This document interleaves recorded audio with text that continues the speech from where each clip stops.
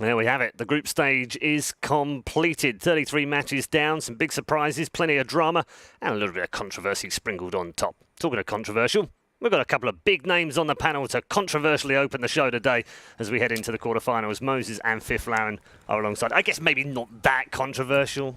We'll see about that, Paul. All right, okay. We can get there if you'd like.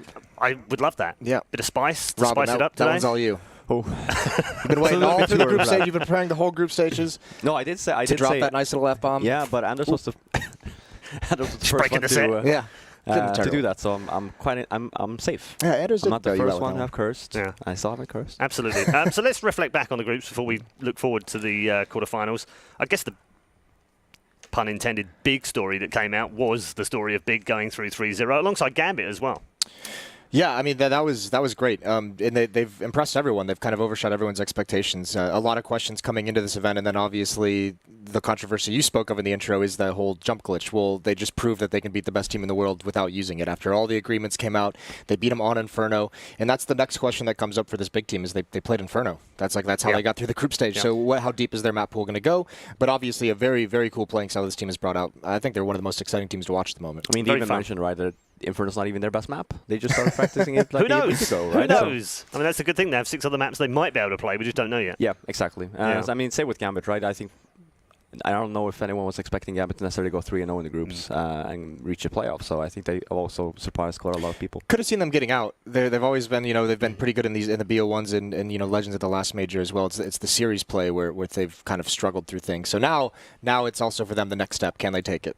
I guess the least surprising was probably SK and Astralis coming through. The two previous champions of the last 3 majors. We expected them to come through. Probably didn't expect them to have to face up against each other though. Face up. See what you did there? They are not through to the playoffs. You're all about the puns today, Paul. I'm very punny today. He's bringing the fire. Yeah, bring the fire. Definitely bringing the fire. Start as you mean to go on. No, I mean, if you look at the playoff bracket, right, for me, when I first saw it, I was a little bit shocked, honestly. A little bit depressed. A little bit depressed. Right, before we get to the bracket, though, let's take a look at the standings and show you exactly how we did get to those playoffs via the group stages. It was very interesting. Here's the full results as we went through. Top left-hand side, Gambit and Big coming through with 3-0. 3 1s, a couple of those. SK Gaming coming through fairly safely, despite 1 defeat against Big. Then North and Astralis. And then finally, our last 3 teams taking it all the way to the very end. Virtus Pro winning a game to get into the arena alongside Immortals and Fnatic. Immortals, of course, one of the other 2 qualifying teams that have made it through. Yeah, and a big leap for them considering they struggled so long just to get to the major, and now in their first major that they finally qualified for, they made it to the playoffs, legend status now. So I mean, it's very cool to see them finally get that stage after so much hard work, after so much heartbreak. And then I think that everyone in the Counter-Strike community lets out a collective sigh of relief when Virtus Pro makes it. Even the North American fans like myself against Cloud9, I was like, who do we actually root for in this game? Like, you want VP in front of the crowd, they've made it, they're here, and the crowd of the Polish crowd with Virtus Pro playing has always been legendary. There's always been stories. And I personally have not ever seen it. All the arenas that we've done in Katowice over the past couple of years, they haven't been in great form. They haven't actually made it one time earlier this year. So this is going to be excellent. Yeah, last time they were champions, of course. Robin's seen it firsthand. It was against this man sitting next to me, and I mean, the crowd against you like that, Robin. Because they were respectful, though, weren't they? Because they were cheering NIP and what have you. And I remember the end of the game, they actually gave you a really big cheer, which was really cool. No, but that's a wonderful crowd in Poland. Definitely. I mean, they're all about the love for Counter-Strike. And even if, like you're saying, we were playing against VP at the time, massive fan base, but they still took the time to clap for us as well. To give you a salute. Are they an extra half a man or a full 6th man for the team, do you think, with the crowd power? I mean, for VP's sake, at least, I think that this will definitely help them, considering how much they've been struggling. But making our groups is the first step, right? That's something that Taz would say. He's not happy until they win. So I do hope that we're going to see a much improved VP here in the playoffs, and hopefully they can go far. Okay, why don't we take a look at the schedule for today. Day 1 in the Toron Arena. Of course, we've got matches galore for you. All best of 3 from now on. Here's the bracket first. Gambit versus Fnatic. Then we have that monster match between the previous 3 major champions of SK versus Astralis. And we'll finish off the day with Big versus Immortals. Don't forget as well, North play Virtus Pro. It's a bit of a grudge match, I guess, between those two. From the E-League major as well. From the E-League major, that's right. Yeah. So here's the schedule for today. Around about 1 o'clock, we're about around 30 minutes away from that right now, is Gambit versus Fnatic, and we'll get into that fairly shortly. SK will then follow against Astralis, and we'll finish with Big versus Immortal. Is it guaranteed, gents, a qualifying team in the semi-finals? Oh, that's nice. Big versus Immortals. Yeah, good for them.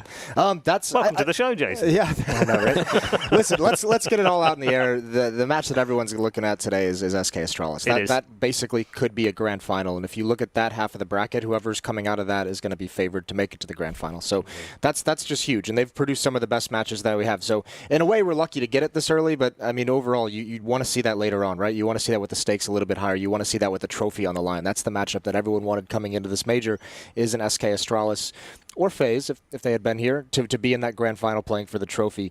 But either way, it's going to be an excellent game this afternoon. I want to pick up two teams that didn't make it through to the quarters, which we might have expected to. FaZe certainly are one of those. G2 are the other ones.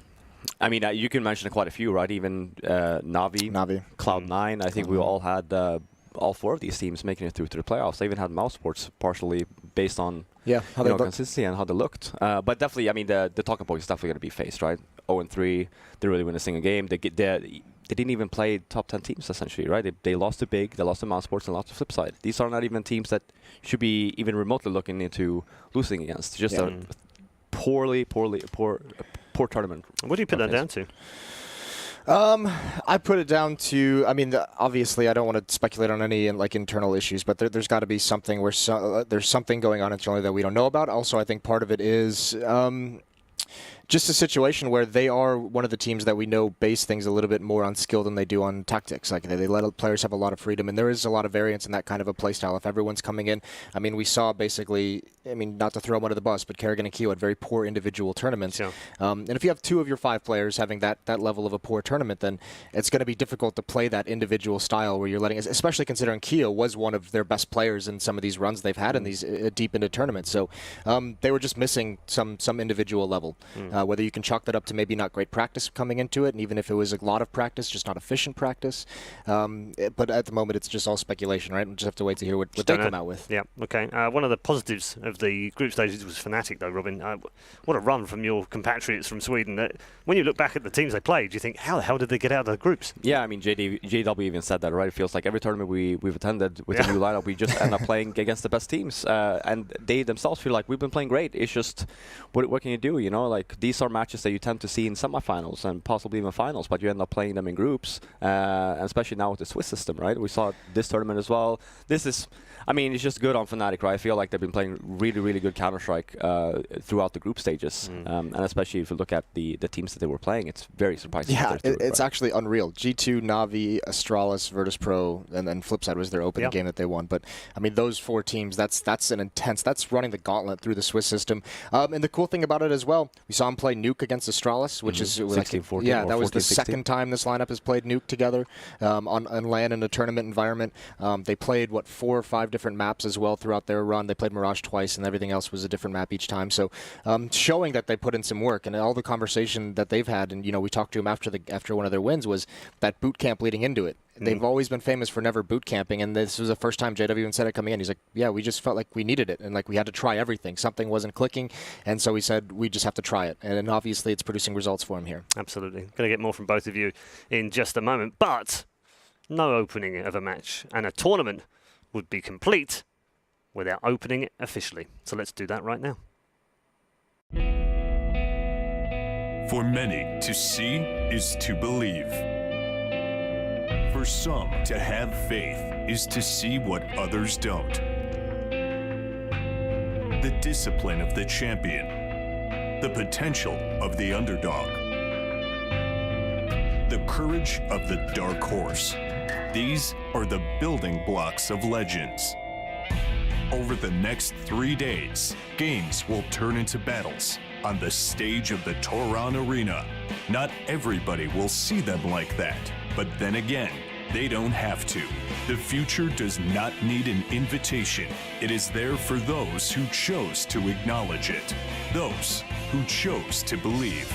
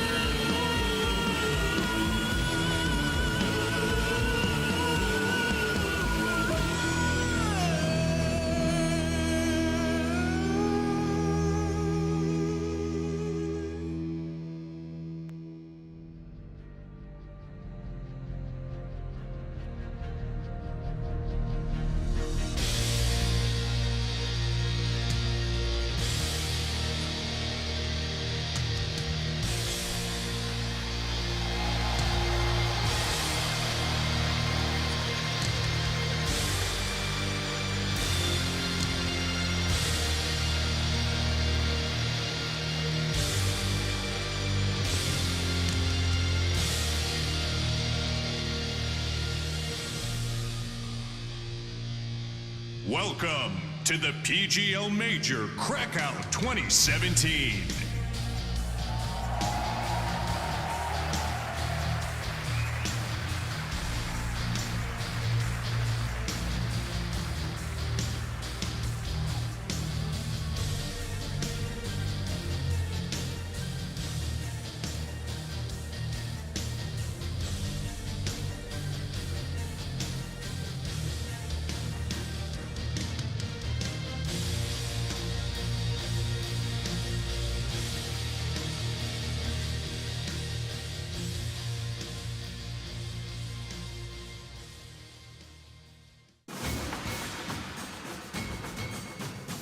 Coming up next, Gambit Esports versus Fnatic.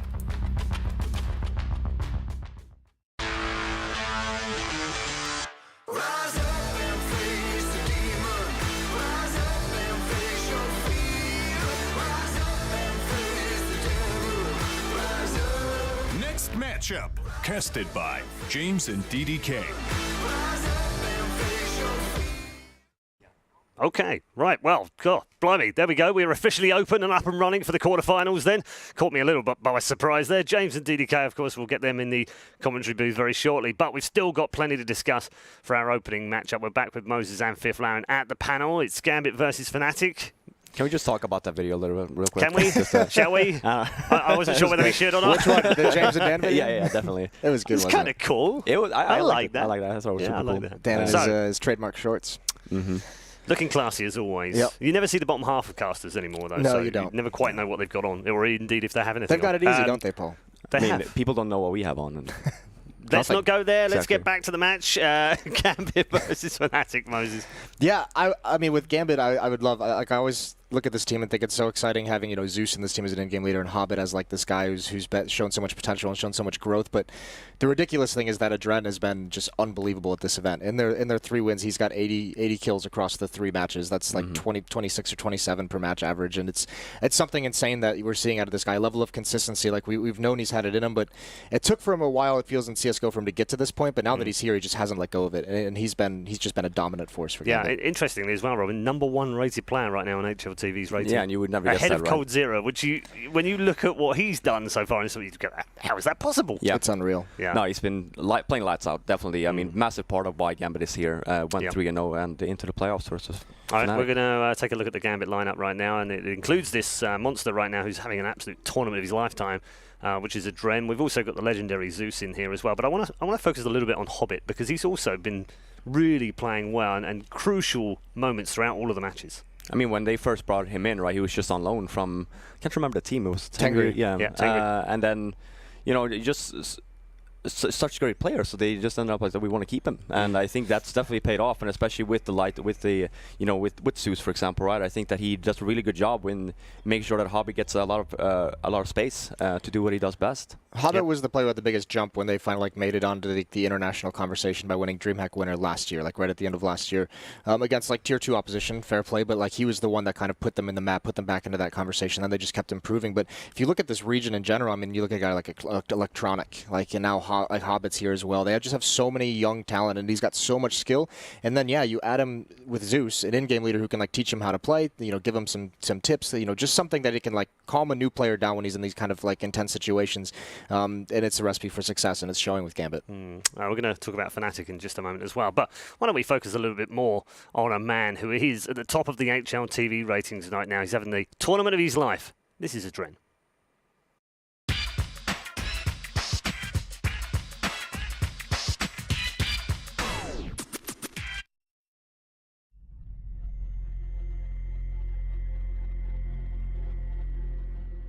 Sir Scoots here, and this time I'm joined with Gambit Esports' one and only Adrian. How are you, sir? I'm good. So first off, obviously congratulations. You get to play in the big room. Very nicely done. 3-0, pretty easy run, although some close games, yeah? Yeah, I'm so excited to play on this arena. I'm so happy that we finished 3-0. It makes gain more confidence about that.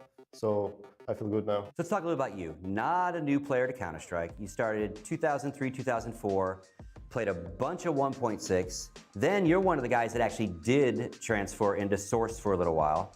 Second place WCG, I don't remember the year, which again, not many people have done all three successfully. And now here you are, a couple different teams in Global Offensive, but now you've been with Gambit for quite a while. First thing I want to ask is, your team has a different vibe and a different dynamic, it seems, than most teams here. Whether it's social media at home or the way you do some of your, your content. Seems like you guys are having a really fun time as you do this stuff. You know, you got Sex God, now you got Zeus that's joined the party. What is bringing that kind of different atmosphere? I don't know. Actually, it's too hard to make this content about. I mean, about all these videos. You have to spend all your time and your I don't know, power to, and you don't practice. You have to make 2 days off. So somehow it maybe react to our game, but it's still fun. We're just having fun. We're just making some sort of team building for us. So, okay, so if you have to do it, you might as well have fun doing it, right? Versus the standard stuff that everybody does. Now, this is your 6th major and your 3rd legend, I think. So obviously you've got a nice little pedigree, but I kind of want to talk about Zeus a little bit, because obviously he has a huge major run in his own right under Navi's belt. He gets cut in August, seems to get this super motivation refire, joins you guys. Did he bring any of this like extra bravado to you? Obviously you were already motivated, but did he come with like, we need like to destroy everybody now, I'm very upset with this situation? Yeah, definitely. He brings us this motivation that he got from Navi. He brings us this vibration, how do you say it? He definitely brings us a lot for us. Okay, so let's talk about, your run so far. You played Virtus Pro, played Mouse Sports, and you played G2. That got you your 3-0. Anything of those 3 matches kind of jump out at you? I mean, it's easy when you win to go, we did great, everything worked, but anything even out of a win that you feel that like you got lucky with or you need to improve on? To be honest, the first match against Mouse Sports was kind of shaky because we didn't know how we're going to perform in that tournament. But after this win, we got something special. We just got some major magic or something, I don't know. And we just got this. I don't know how to call it, but we got this, and then we just won after that G2, and we gained more confidence, and after that we've been ready to play against Virtus Pro. Now let's talk about what you've got ahead of you, right? And I know you don't want to give a lot of predictions about your play and what's going to happen, but we're going to talk about everybody around you, right? So in your bracket, you have to start off with Fnatic, obviously. So you're not going to tell me how that's going to go. I'm not going to spoil it. But then in that same bracket, SK Astralis. So that in its own right, obviously can be a final any day of the week. So you want to give me a prediction of who of those two you think you might play? Maybe I can just think about this match. It's going to be a hard match for both teams. I think SK got more experience now. They won 3 tournaments in a row. They got this confidence about winning the tournament. Astralis got the big pause after the tournaments, and maybe it will make some problems for them. Yeah, because it seems they've had a slow start here to warm up. But no one knows what's going to be on the playoffs, so I bet that Australia is going to win this. I don't know why. All right. Well, until they meet you in the finals, right? No? You don't want to even say that? No. Okay. Now, the other side of the bracket, I want some predictions. You got Big taking on Immortal, and then you've got North taking on VP. Yeah, Big, if they're not going to be so nervous playing on the stage and then the quarterfinals, on the playoffs, they're going to definitely win the Immortals. If they get some nerves, so they're going to lose. And then what about North VP? North Having to play VP in here. I think Virtus Pro got this. They're going to win this because home crowd is more energy. They're going to play a different game, not what was in the group stage. So that's going to be tough for North and easy for Virtus Pro. And of course, the last major and the only major that VP won was the Poland one, right? So the very first one. So it's going to be tough for all 8 of you in there. I mean, this is not an easy road for anybody. So any final thoughts? Anything you want to talk to your fans about, or even your haters or anything? Yeah, I want to thank everyone who support us, who believed in us, who believes in that we can go out of these groups and play playoffs. I want to thank everyone who will support us in the future. And yeah, thank you guys. We feel your support. All right, thank you very much. That'll do it for me. Good luck to you, buddy.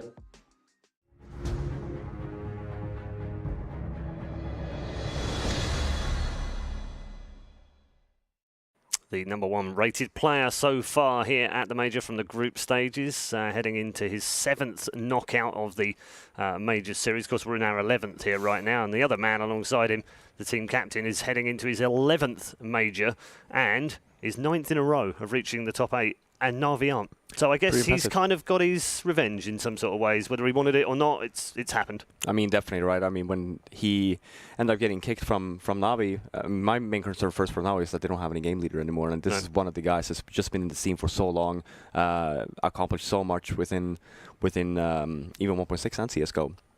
And then just for him to get the chance to then join Gambit, and I think that actually the players that they have in Gambit actually fits what kind of like his playstyle a little bit, and you get that mixture of the slow pace that Zeus has and the really fast and not necessarily really strat heavy that they had coming into before Zeus's time. So I feel like they got a really good mix now of hey, we have something to fall back on, which is Zeus' little slow strats, but we also have that really fast pace with Adren and Hobbit leading the way. Yeah, it's an interesting dynamic having him in there. I mean, he's a double finalist at Majors, so he's got that kind of experience. He's been all 11 in Majors as well. Massive experience taking him into this quarterfinal. So presumably he'll find the right words for this team.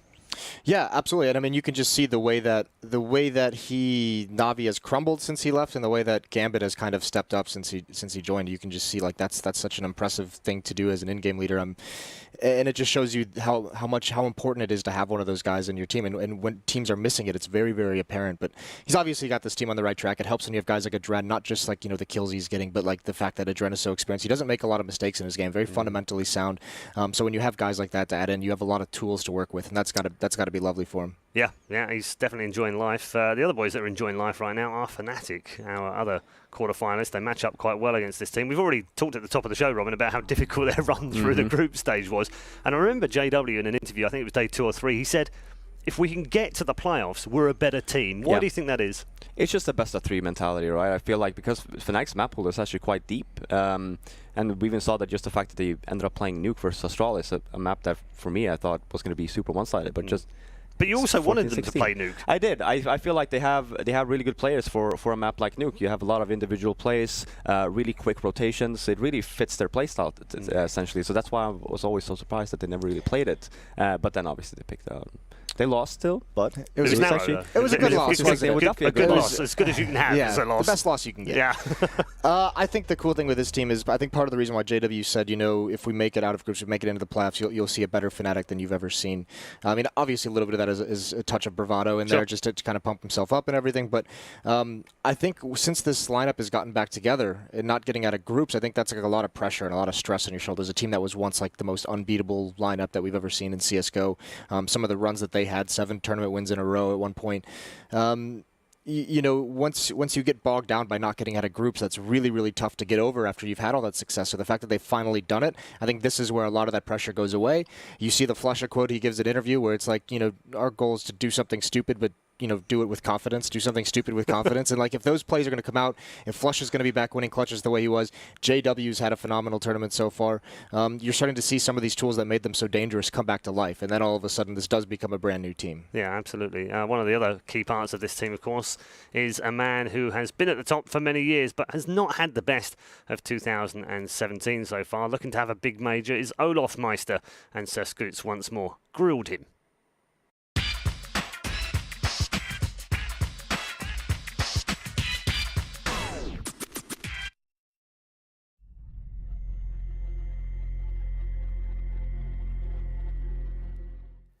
Hello again, Sir Scoots here. This time I've got Olof Meister, the world-famous Olof Meister from Fnatic.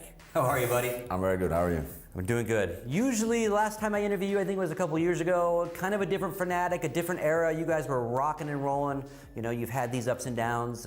You were the team to beat, then you were in a slump. You had an injury for a little while. Let's walk through that. Like, what motivates a guy like you to be at the top of it, and then you go down a slump, then you get hurt? Like, what gets you back to this part? Like, what motivated you? Just the love of the game. I mean, I want to play Counter-Strike 24/7. Like, I have to play it less now because of the injury. Like, I don't want to get it back and stuff like that. But, like, and especially being at the top, you want to get back to the top because when you were at the top, that was a really good feeling. And like everything went so smoothly, and it really affects, for me personally, like if I do bad in Counter-Strike, it affects my personal life. If I do really good, I'm so much happier as a person to everyone around me in my. Yeah, and obviously your pedigree is legendary. Literally, you've been at every single major. You've made it out into the playoffs of every single major. First two were with LGB, right? And then you joined Fnatic, and it's been Fnatic ever since. Obviously, you've got a couple actual major wins under your belt as well. So, you know, you've been to the top of the mountain, so to speak. So I guess that desire to get back is even more important, right? You're still ranked 13th. So let's not kid ourselves. It's not like you're at the bottom of the heap. And you know, you get those rankings have a lot of variance, right? So let's talk about, you know, coming in. You had 2 losses. You know, group. You went 3-2, right, to get out. Hard struggle, right? But you guys are never great in group play. You never make it easy on yourself. That's also part of your legendary status, right? I don't know why that. Why is that? You just warm up late? I don't know. We always talk like if you do really good in the group stage, and if you go like 3-0 here, you get a day off, and we always used to joke about that back in the days when we were really good at. Let's go for 2 series. We can really have a day off here and like city, but you never ever have had a day off in my never. And then your 2 losses, I mean, no slouches. You lost to VP and you lost to SK, right? So walk me through those 2 losses. VP on Cash, 16-11. What jumps out at you about that match? VP kind of surprised us in the video. We weren't expecting some bans that they did, so they kind of outplayed us in the video, to be honest. But then again, Cash it's a map that we should be able to play better on against VP. Like. We always used to play close games, and we just had a really bad T side. They closed us, and I think they stacked, like not stacked, but they were always like when we wanted to go mid, there were 3 guys there. When we wanted to go A, there were 3 guys there. They kind of read us the whole time. And then as CT, it was really hard for us because we were so much behind, but we were really close to doing a comeback, and yeah, they just closed it out. And then SK. Astralis, you played them on Nuke. Yeah. Poster match, 16-14. Good map for them, obviously. Good map for you in that sense. What are you taking away from that one, other than Nuke is Nuke? I don't think that they were ready for us to. We wanted to play Nuke against them. We had a game plan, and we didn't. We made a few mistakes. They have a lot more experience on it, so I think they can adapt faster than we can. But we have been practicing it a lot and made a lot of progress on it. So. And now, fast forward, you're going to be playing inside here, packed house, a team you've played before at majors, right? Gambit, sound familiar? Quarterfinals? Thoughts on that one? Obviously, now we move to best of 3s, which everyone loves more anyway. Of course, we're happy with the draw, but we can't underestimate Gambit. They're a really strong team, and we have played them so many times in so many different maps. We know them a lot and they know us a lot, so it's going to be a tough game, and I think that they surprise a lot of people here. It's going to be a fun game. Yeah, that addition to Zeus has really just done something to those guys. It's really, he's fired them up. So now, lucky you, if you win that, you get the winner of SK Astralis, right? Any thoughts on who's going to win that one? I think that SK is going to win. I mean, what can you say? They won like 5 tournaments in a row or something like that, so I'm gonna go with them. Fair enough. But are you gonna beat them? Are you gonna beat them then? That's the goal, man. And I guess in a way, if you do win it, you got that team out of the way early. But still, like the odds of going out early are drastically increased. Everybody says that when you're on the top. I used to say that as well, but in the end, you always want the easy way. Like, wait for the hardest at the final, right? Yeah, makes sense. I want to play them in the final. Makes sense. That's the bravado of it. Well, we can beat them now. You have to beat them. Yeah. So the other side of the bracket, Big takes on Immortal, and North takes on the hometown favorites, VP. So that first one, Big Immortals, what do you think? Man, like Big has surprised me so much, and like. I want to say Big, but I think Immortal is going to do it. And then, of course, we've got the hometown guys, Virtus Pro and North, and they have this crazy rivalry on social media going on right now as well, right? And playing each other a lot. I mean, odds, fans, everyone probably thinks Virtus Pro is going to take this home crowd all the way to the finals, but are your thoughts on that? You think they can? I think they can for sure. It's a major. They've been playing really good. They're going to get more and more confidence, like for every win they get, and last game, it was really close in Mirage. They played one in the group stage, right? And I think that Virtus Pro should have won that, so I'm gonna go with Virtus Pro on that one. All right. So then, if you look all the way to Sunday, you're taking on Virtus Pro in the finals? Yeah? I'm taking on somebody on the finals. All right. Fair enough. All right, any final words you want to say to your fans and the folks in the audience? I just want to say thank you for cheering for us, even though we haven't done that good lately. And also, I want to say Siema to all the Polish fans. Thank you very much. Good luck to you. Thank you.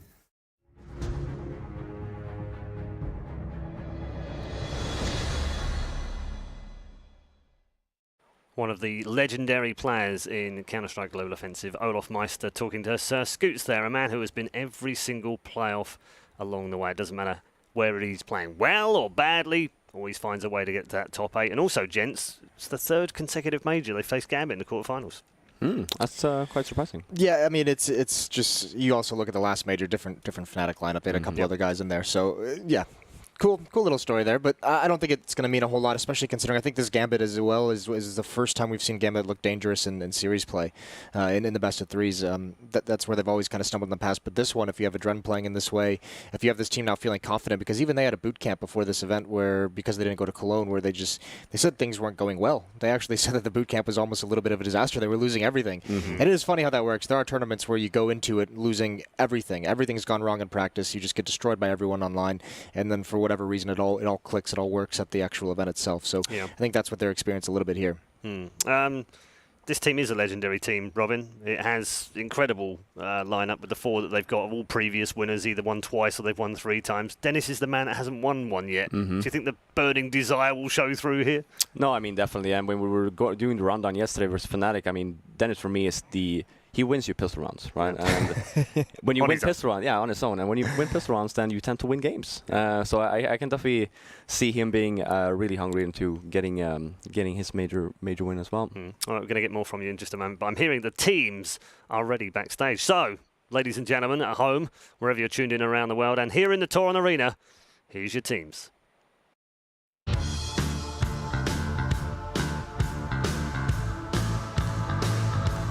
Leader Zeus is a legend in the CIS scene, having won numerous majors in CS 1.6, but a CSGO major has thus far eluded him.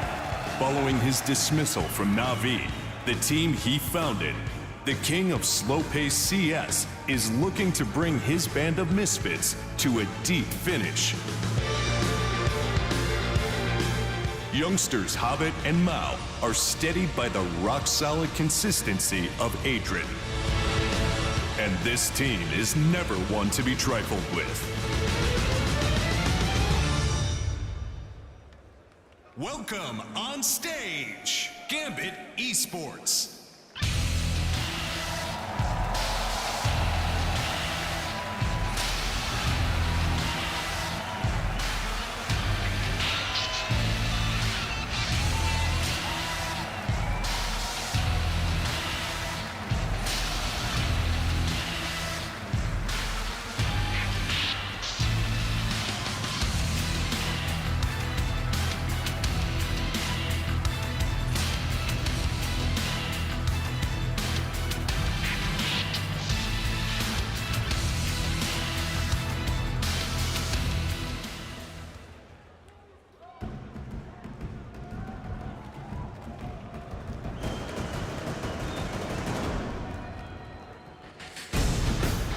Four of their players have won multiple majors playing together.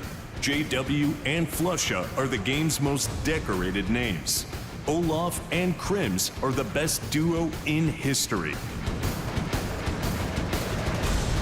Yet, Fnatic have struggled to hit such highs in 2017. Seeking to recapture their powerful play of last year, they rely upon talent and team play to win their rounds. Will CSGO's most legendary core once more battle to a major final? Welcome on stage, Fnatic.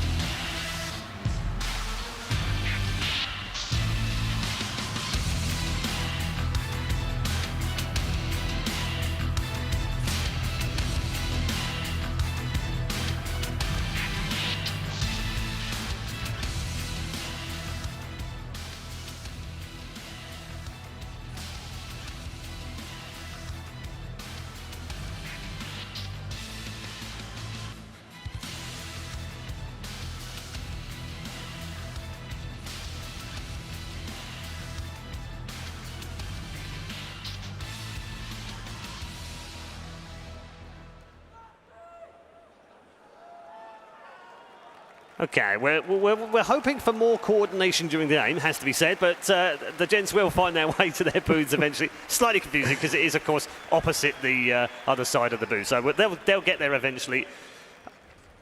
I guess we should probably talk about Fnatic in the sense that they have to reach the final here if they want to promote that legacy that they had, with winning 2, winning 3, but it's a difficult road, this top half of the bracket.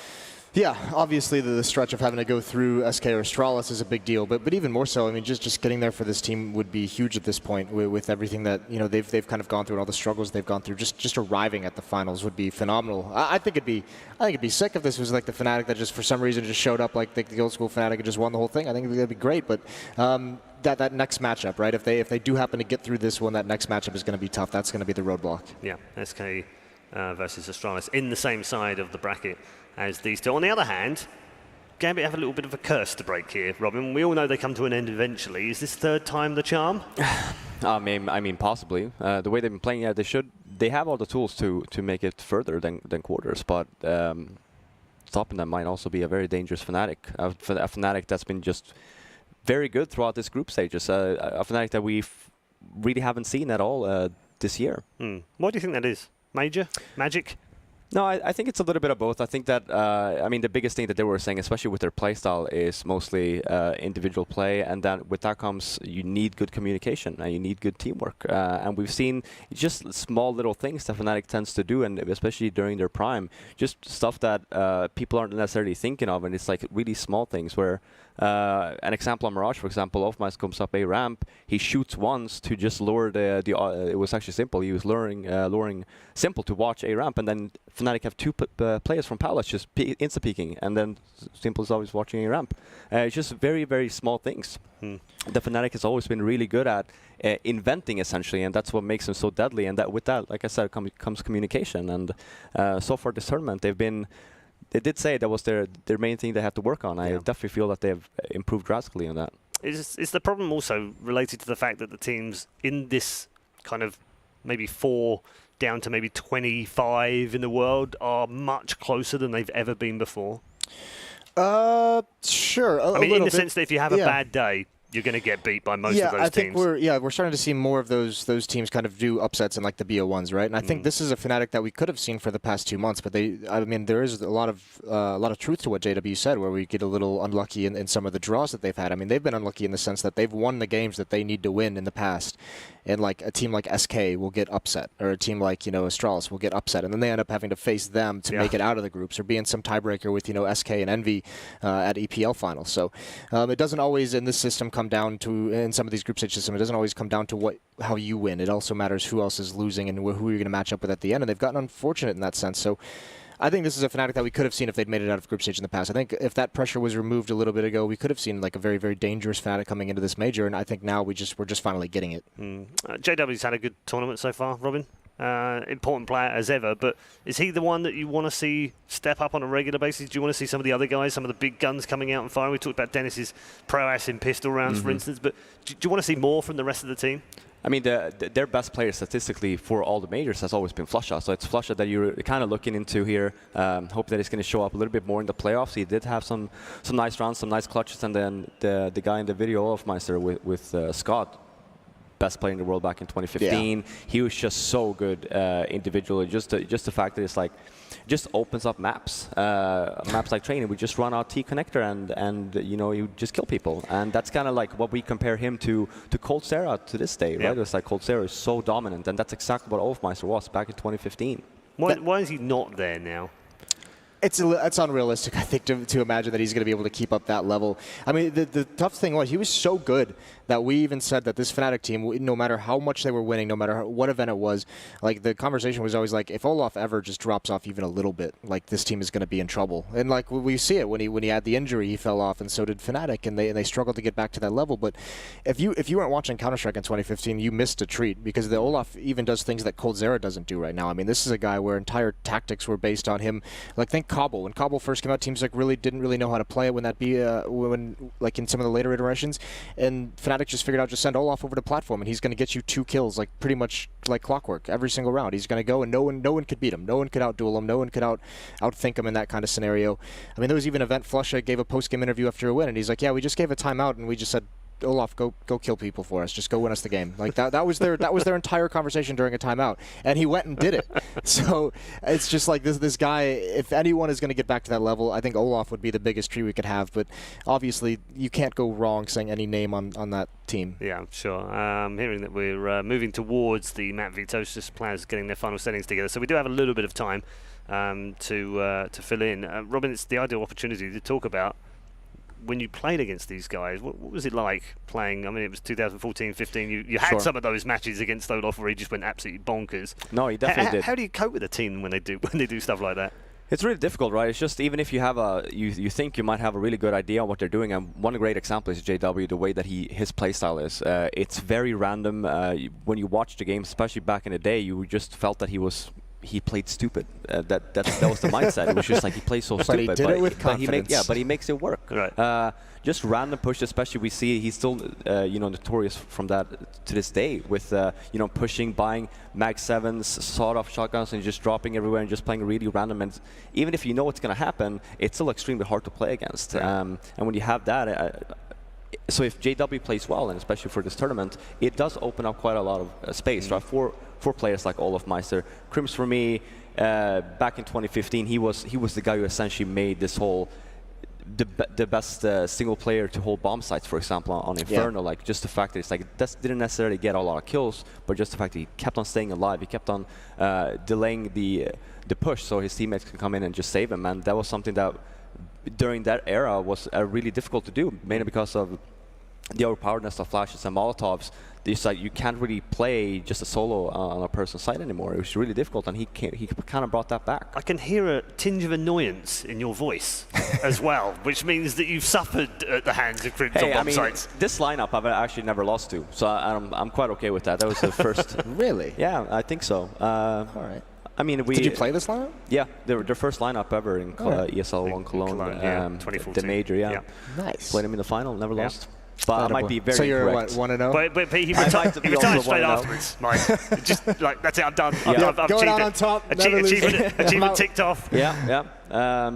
No, but they are very hard to play against. I think that when this team is on fire, when this team is communicating well, and their teamwork's on point, they're just extremely deadly. I think they can beat anyone in this tournament. Got to rekindle that, though, haven't they? Yeah, I mean, just to touch on what Robin kind of spoke about, if you play against, I mean, and this goes with a lot of different players, but whenever you're in a match against someone who's just going off the way that Olaf can, like, you just, it is like mentally exhausting, because you're just like, what can we do? No matter what we call, like, he's going to be somewhere. We have to face him eventually. If we go at him, he's going to kill 2 or 3 of us. If we go away from him, he's going to come in and clutch the round. It just is like this kind of hopeless feeling. And it's funny because you heard some of that talking to Astralis after their SK game. They were just like, yeah, what are we going to do? Cold Zera had one of the games where he just got 35 kills. Like, what can you do against that? There's not really much you can do. No, just get on with it, I guess. I remember Anders commentating on a game with JW back, I think it was 2014 or 15, and he said it was something like, I don't think JW even knows what he's going to do. So how the hell did the other team figure it out?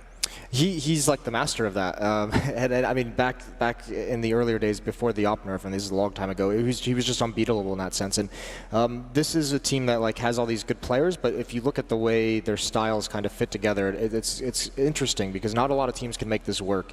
But you have someone like JW, just that aggressive, always creating space, always finding information, always aggressive, usually getting a kill off of his crazy plays. And then you have someone like Krims who can anchor down those bomb sites like Robin talked about, and that leaves guys, like Flusha, like Olaf, like Dennis, to be able to make plays across the map based off that information. They can rely on Krims to make the right decision, stay alive to get them in better position. They can do so many different things, and it allows them to have the freedom to make the individual plays they like to make, and not a lot of teams can pull that off. It does require a high level of communication. It does require a high level of individual skills, and we've seen teams try and replicate it, and it just doesn't always, it rarely works out the same way that Fnatic have done it in the past. We talked about Zeus and we talked about Hobbit and Adren. Hobbit and Adren, by the way, both inside the top 10 on HL TV for this for the group stages at least. Yep. And we talked about the legendary status of Zeus as an in-game leader. What about Dozier? He seems to have been around for absolutely ever. I mean, I can't remember going to a tournament where I wasn't talking to him at some point in the future, whether it was 1.6, whether it was Counter-Strike Global Offensive. He seems to have been around forever. How is that guy not 40 years old? Maybe he is. He might be. No one knows, actually. No one knows. I remember in the beginning of CSGO when he was playing with his brother, Fox, in the CS scene. He's been around forever in CSGO and even in the 1.6 before, and I think he's fallen off quite a bit as of late. He's not the star player he once was. He's definitely not the star player. Very slow-paced player. Likes to just stand in one spot and wait. This was supposed to be a really positive section on Dozier. That's to my point. Because the fact that he likes to wait so much, people lose patience and they run into his crosshair and get kills. And that's great to have. Well, he's playing in his 6th quarterfinal. How many did you have? Well, quarterfinals? Yeah. I only played 3 majors, I think. 3 for 3 though. I'm 3 for 3. Yep. 3 finals. 3 finals as well. Oh, I know. Yeah, he's the only player in Can't history roast to me do that it. way, I can't win. I was trying with the stats, but there's no way you can actually beat people out with stats like that. So, he's playing his 6th quarterfinal, so plenty of experience on this side as well. I'm hearing that we're headed towards the veto. You can see the players just getting ready in the lobby. So let's turn our attention to maps in this one, because it's obviously very different for those that were tuning into the group stage. We had this brand new veto format. It did throw a few curveballs here and there. We're pretty much back to what we expect now. It's a best of 3. They're both going to choose their best map, you'd assume, and then we end up somewhere in the middle for the 3rd one. Yeah, but the interesting thing is going to start being, I think it's a pretty cool curveball that Fnatic have because of how close that nuke game was versus Astralis. Is like now our team's going to be a little bit intimidated or scared of that. Or is Fnatic even was that map specific to Astralis, or can they bust that map out against other opponents as well? But I mean, right off the bat, you have to imagine Gambit's going to take away Mirage. It's a map that Fnatic loves to play. It's like one of their most played maps. Fnatic, you imagine, is going to take out Cobble, which is like the 2nd best map. Fnatic likes Overpass, so I imagine they'd leave that one in at least until later. The big thing is, Gambit has Overpass and Cobble. Those are like their overwhelmingly 2 best maps you have. And then when you get to the other ones after that, it's Train and Inferno. And Fnatic actually beat them on both of those maps at DreamHack Summer. So you do get a little bit of a risky situation. I think we'll see definitely one of those maps, one of those either Train or Inferno in this series. Yeah, and it was actually quite funny, that event, the DreamHack Summer one. Actually, Nuke was the 3rd map. So even back then. So I don't think we're going to see that necessarily gamble coming in for Fnatic. I really don't think they're going to just be gambling. And even though they played good versus Astralis on Nuke, I think they have a lot of other options, and this is a team that can essentially play every map. So I think coming into it, like Jason was saying, Gambit is really good on certain maps, but and one of them is Cobblestone, but that's Fnatic's permaban. So. I mean, the funny thing is, like, both of these teams play like 6 maps, right? At least 6, but like they don't have like outside of Overpass and Cobble for Gambit, there's not like any overwhelming favorite map for Fnatic in terms of like their winning percentage. But they do play like all the best teams in the world on some of these maps. So take that with a grain of salt. It's just going to be. I think that nuke thing is going to be a pretty interesting part of this. Gambit hasn't played it since April, so that could be a dangerous map to get them on. But I think if you're Fnatic, you have to take out one of Overpass or Cobble. You can't let both of those maps go into the process. These lineups this year have only played Inferno or Train whenever they've met. Oh, I didn't know that. That's quite nice. Only those maps. The last time they played different maps was actually E-League, which they had slightly different lineups, of course, where they played Dust 2, Overpass, and Cash. Ah, Dust 2. Good old Dust 2. How we miss him. I'm not going to see that now. Did I raise a little thing that? Yeah, you've brought the mood down on the desk, Paul. Camaraderie is at an all-time low. Damn. It's all right. But it's coming back, so it's all good, and it'll be new and brilliant and fun and interesting and. Back in the room. Yes. Yeah. Fnatic is going to. I would like to see them. I think they should be fine with Train if that goes in. I mean, because you have to think that Mirage isn't going to be available to them. So what would they pick after that? They don't have like great win rates and nothing else necessarily sticks out. But against a team like Gambit, they've already beat them on it. That's kind of where you lure them into a trap, I guess. If your Gambit is just saying, yeah, we know what to do now. Finally, if we've played it so many times this year, surely by now you can come up with a solution to what Fnatic does. Yeah, and under these lineups, by the way, I love the stairs. Fnatic haven't lost to Gambit this year. At all? No. Actually, with these lineups. Speaking of it, I would love for Gambit to actually pick Cash. Would you? Yeah. Why? Just a gamble, like you're saying. They've only played Train Inferno before, and it feels like Fnatic has a pretty good idea on what Gambit likes to do on those maps, even if. And it's maps as well that really puts the strength of Fnatic's players, especially a map like Train. You have JW, like I said, just pushing randomly everywhere with Mag 7. So you have Olofmeister. with you can essentially have the dual op setup if you want. Train is a good map for that. T-connector push. I just feel like it doesn't necessarily fit Gambit too much or the matchup. I feel like, whereas for Cash, Gambit played, I think, VP on it earlier to the tournament, and also did Fnatic, and Fnatic was not necessarily looking really great, that good on cash. Okay, just checking through their maps, Jason. It's quite interesting, isn't it, with Fnatic, because they've played Overpass, Mirage twice, Nuke, and Cash. Plenty of options. Yeah, and so did Gambit look at that and think, well, we've studied all of them, we understand how they play on all these maps, and then actually suddenly they get thrown a completely different map? That's why I'm thinking that's why I put so much emphasis on the Nuke thing. I just want to know if like Fnatic has that prepared just in general, or if it was just for Astralis, because I think that'd be a very cool way to kind of be able to play chicken with different teams in the veto process. Obviously, that's not going to work against an SK or an Astralis if they get there, but against Gambit, you might be able to do it. They haven't, like I said, they haven't played it since April, and it's not exactly a great map for them. So you could throw that in there, but I think the big thing for Fnatic is because they've got so many maps in their pool that are like all right around the same, like just average win rate, and maps that they're not great on but they can compete on.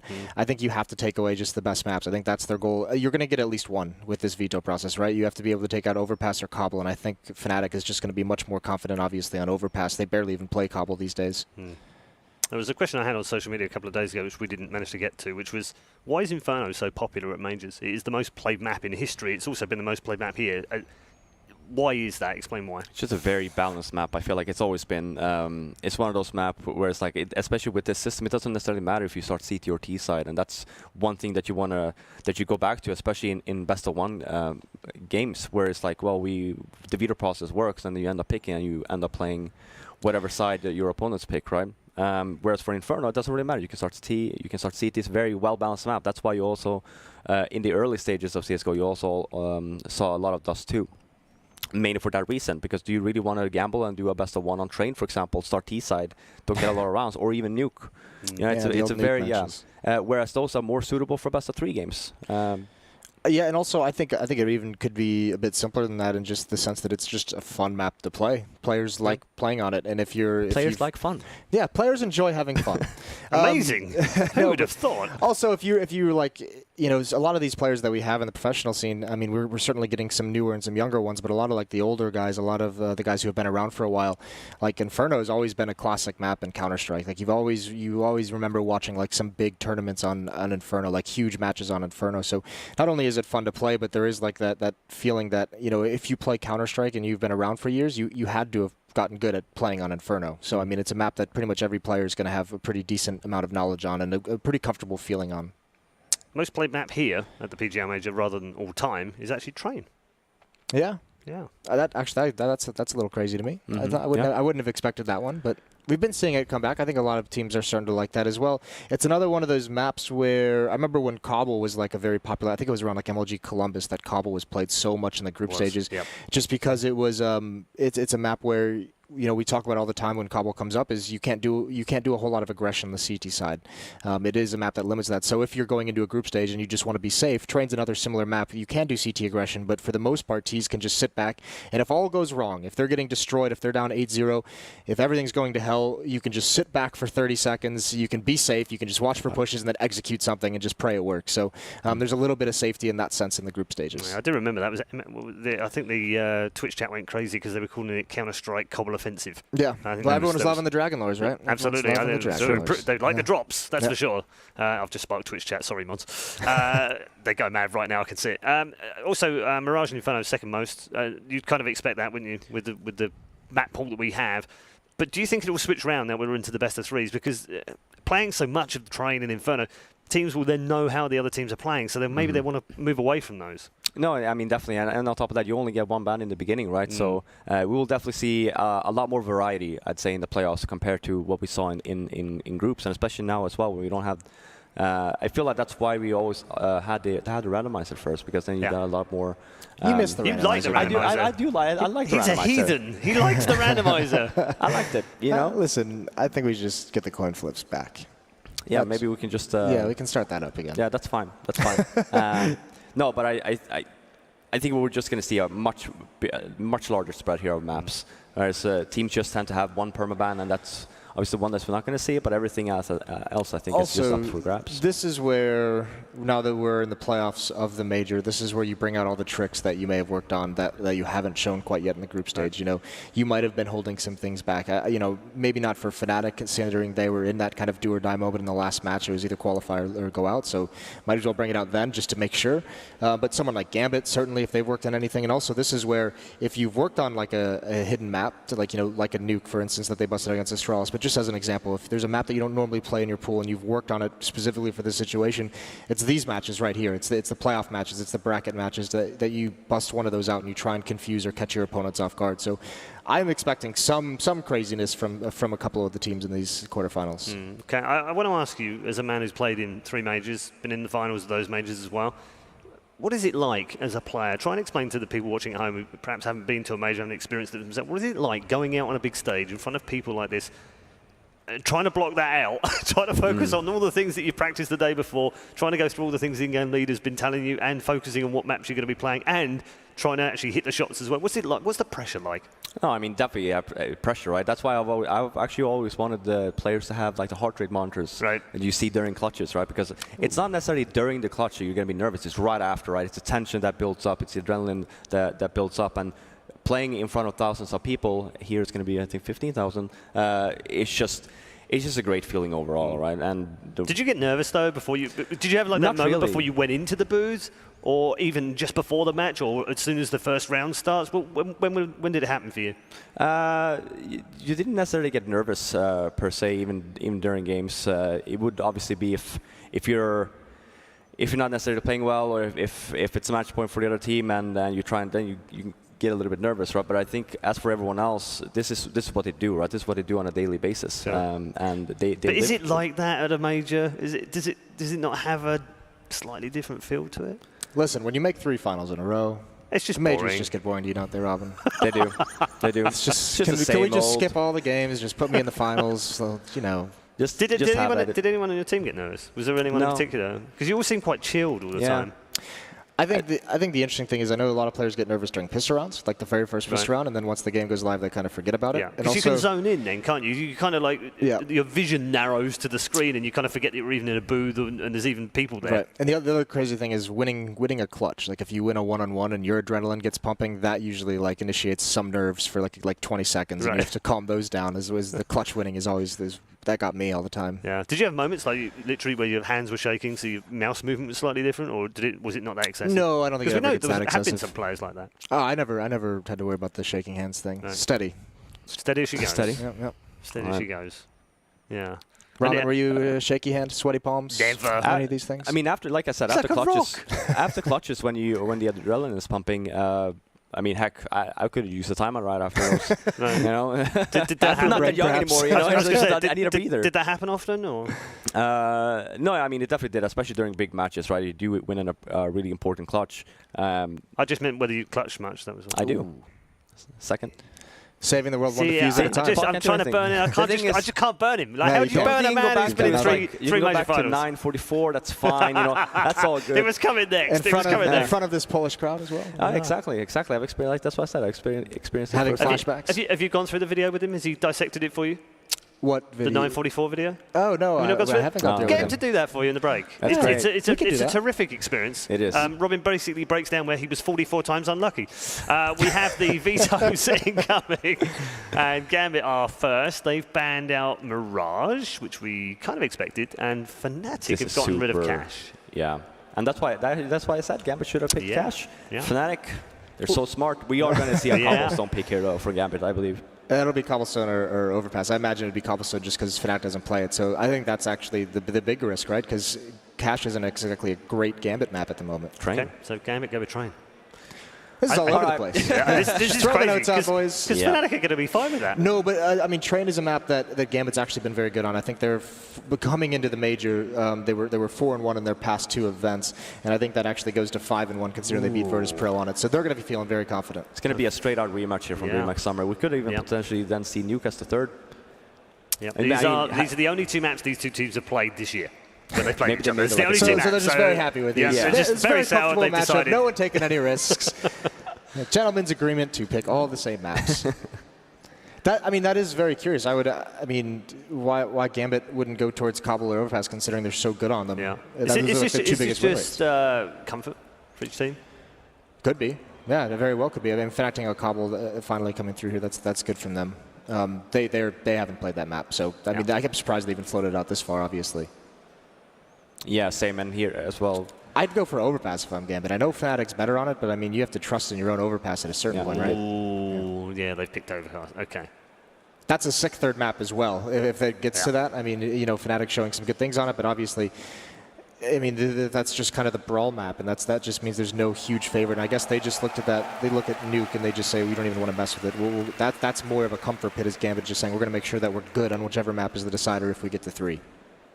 And Fnatic hasn't played Train so far this event either, so you don't necessarily know where we have him on that map. And historically, this is a map, while we talked about Olaf and how impactful he used to be for the team, this is a map that they usually relied on him very, very much. Now, it's gone away. I think it's actually more JW now, and his kind of aggression towards Ivy that is like the trademark of this Train team. This is the map where he gets like the auto shotgun and gets close up at Ivy and just wrecks people. So we'll be kind of interesting to see how that's going to play out. Yeah, and sure where the plans are going right now, but presumably they'll be back fairly shortly.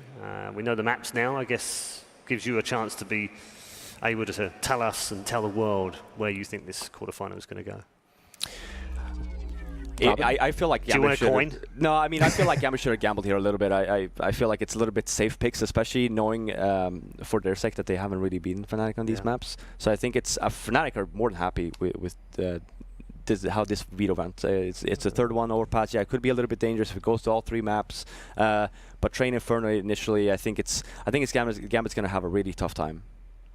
Yeah, I agree. I think there should have been even as I mentioned, I don't know why there's not like a Cobble pick right in that first pass. Like why right when Fnatic bans Cash, take Cobble. It's your second best map, and I mean actually it's right up there with Overpass. It's basically tied to be your first best map, and Fnatic doesn't play it. They're 0-1 on it. So take that one, just get a free win out of it. It feels like that could have been a huge opportunity for Gambit to go up 1-0, but they play it safe, fair play. The issue is they haven't beat them at all. I mean, they've lost to Fnatic twice on Inferno, once on Train already. So, going to be dangerous. But I think also, if you're Gambit, you're looking at this like we didn't have a Dren playing at the level he's at this tournament. We didn't have this kind of boot camp that we've gone through has definitely raised the bar for these guys, raised their level of play. So they're just trusting in that. Okay, we're going to find out some coach information now. So Scoots is on the main stage.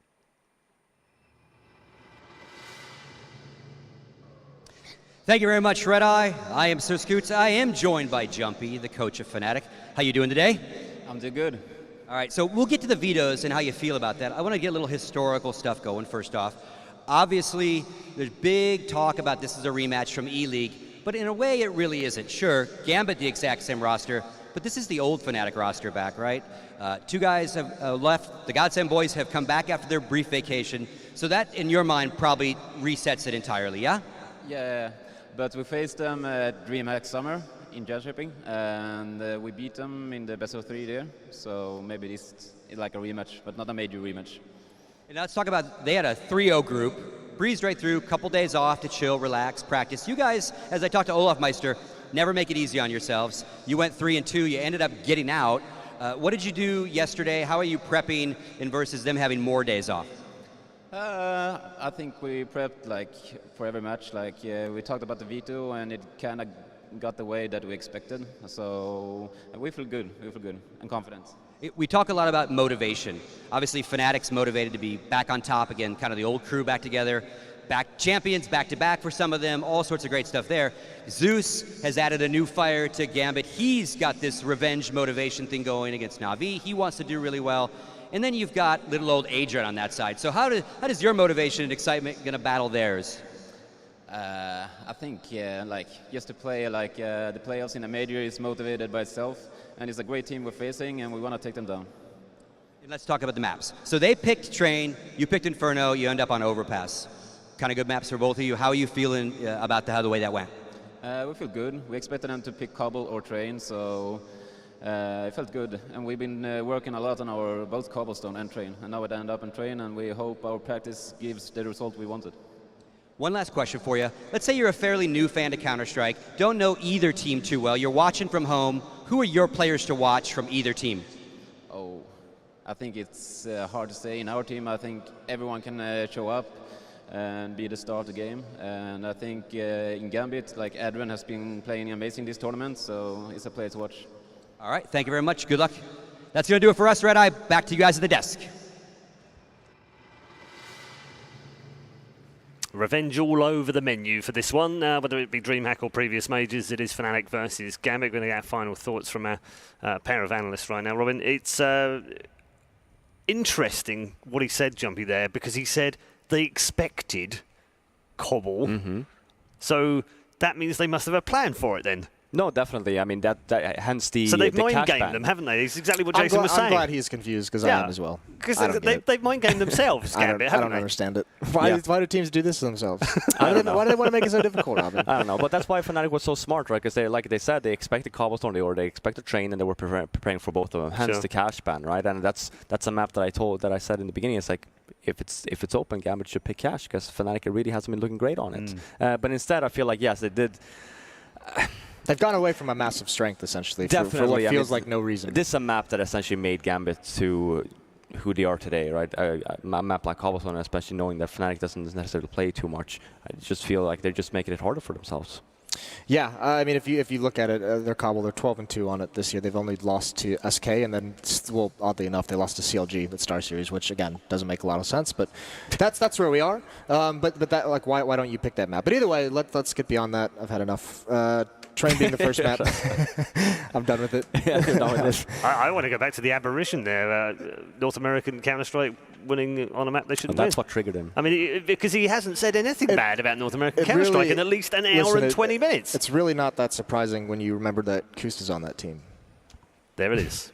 Yep. Fair enough. Fair enough. You got nothing for that one, Robin. Incoming flame. I don't. Oh, yeah, I'm done. nothing. Yeah, my Twitter's going to blow up. Yeah, completely blow up. All right, let's bring in our commentary team for the first quarter-final of the day and say good morning, gents. How you doing? Really well, thank you. Loving what they've done with the place here in Kraków. Looks Yeah, really nice. They've made it a bit smart for us, haven't they? Yeah, it's looking good. How are you feeling about this, Dan? This is just really exciting. The whole setup is just perfect. It's just absolutely perfect here to just get some amazing games. Obviously, the crowd in Poland is pretty legendary, so I'm pretty excited to see how that goes over the course of the day. Absolutely. We're disappointed because we couldn't see you spinning around in the lights in your shorts, Dan. I know, right? I'm trying to start a thing. I don't know why. It's not really catching on, is it? No, I think you look great in shorts, Dan. Stick to the commentary, Dan. It's all good. Okay. Take us into game number one. Thank you very much, Paul. It's a big arena. It's almost full already in the first game of the live stage of this major.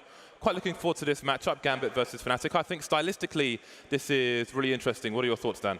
Yeah, I think it's really difficult to prepare for either team, and that's, I think, why it's going to be really interesting to me. I mean, Fnatic are just absolutely sort of ridiculous in how they want to move around the map. They do very unconventional and unorthodox things only they can do, because they essentially say, you know, where one team might say, okay, guys, let's gather up over here, and, you know, we've taken this bits of map control, and we'll attack together here. Fnatic will be like, oh, let's just push everywhere at once and take, you know, 5 different aim battles, and that's just the style that they have, and it's just very exciting. And you never know what to expect when you see Fnatic playing, and it seems like they've made this work once again, because that was the style that just gave them so much dominance, you know, so long ago. Yeah, I think the key for Gambit is to work as a unit, whereas Fnatic are notorious for making individual plays, maybe sometimes all at the same time, to take a round or a map over the line. And obviously JW is going to be playing with confidence. They allow him free reign to make plays that don't make sense on paper. They're not logical, but they can win you a tournament. So it's going to be really interesting in that respect. Booths are quite nice as well. They're completely exposed to the public here, all directions, nothing but glass between them and people. So I am looking forward to this one. Yeah, this setup is absolutely sexy, James. I'm loving it so far. And the other thing that's going to be really interesting is the fact that we have so many big game players, like big stage players, because there's so many, I mean, as it was covered on the desk, you know, you've got just all of the Fnatic players, right? They're so experienced, and you know, there's so much flair to their style, and they're a team that can really play off of the crowd, you know, as Gambit can as well. So for all the teams, it's so difficult to get to this point of the tournament where you get to play on the stage. But they've made it there. Now it's time for them to really show us what they're made of. And I mean, I'm just expecting to see crazy stuff, to be honest. Speaking of time, the 60-second countdown is very close to being activated. Just one player needs to ready up, and we will be good to go. So it's time to make our GoTV picks for the first map of the first match here in the arena in Kraków. For those of you in GoTV, my personal picks, I'm a big fan of Adren.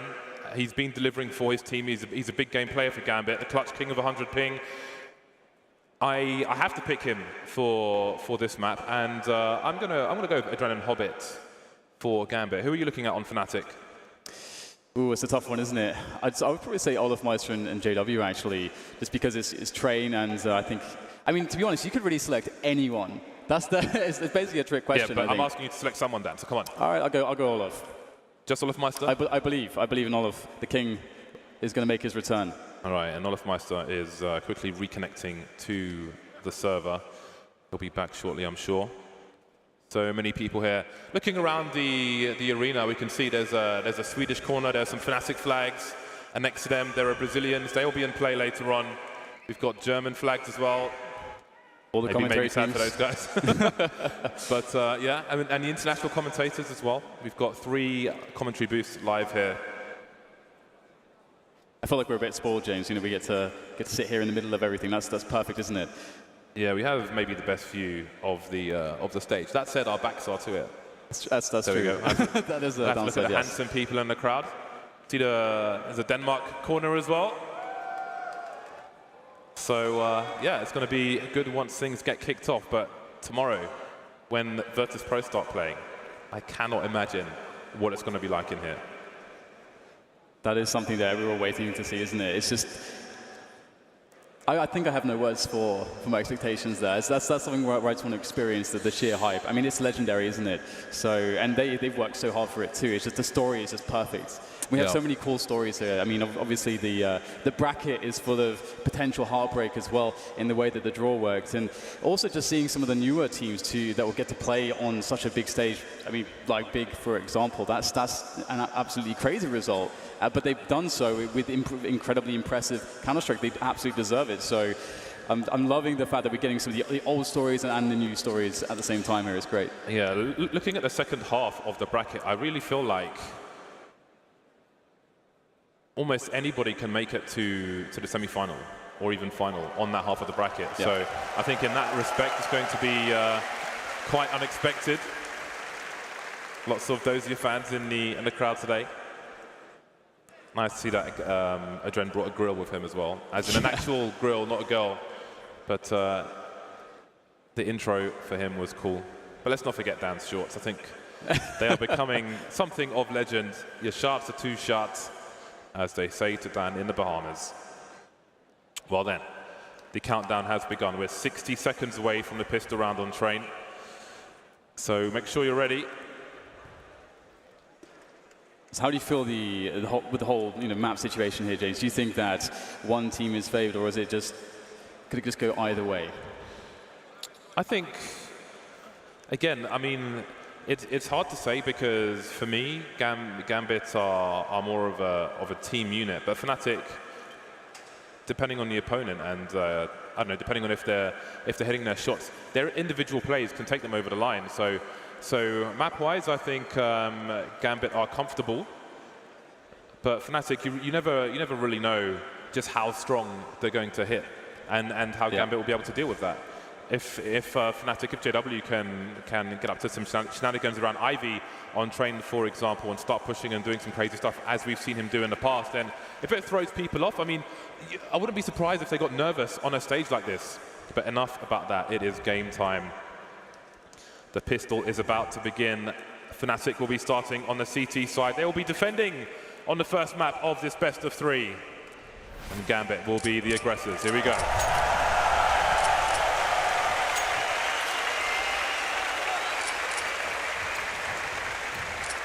Just listen to that crowd. It is time. Fnatic, of course, going with the typical kit and smoke on Crims. No, everybody else it's a false start. Oh no! It's a false start. Oh, it's all a tease. It's all a tease. Just when you're ready to get mad hype as hell. Okay, I'm sure we'll get it CTs are back. still in CT, so yeah. Everybody calm down.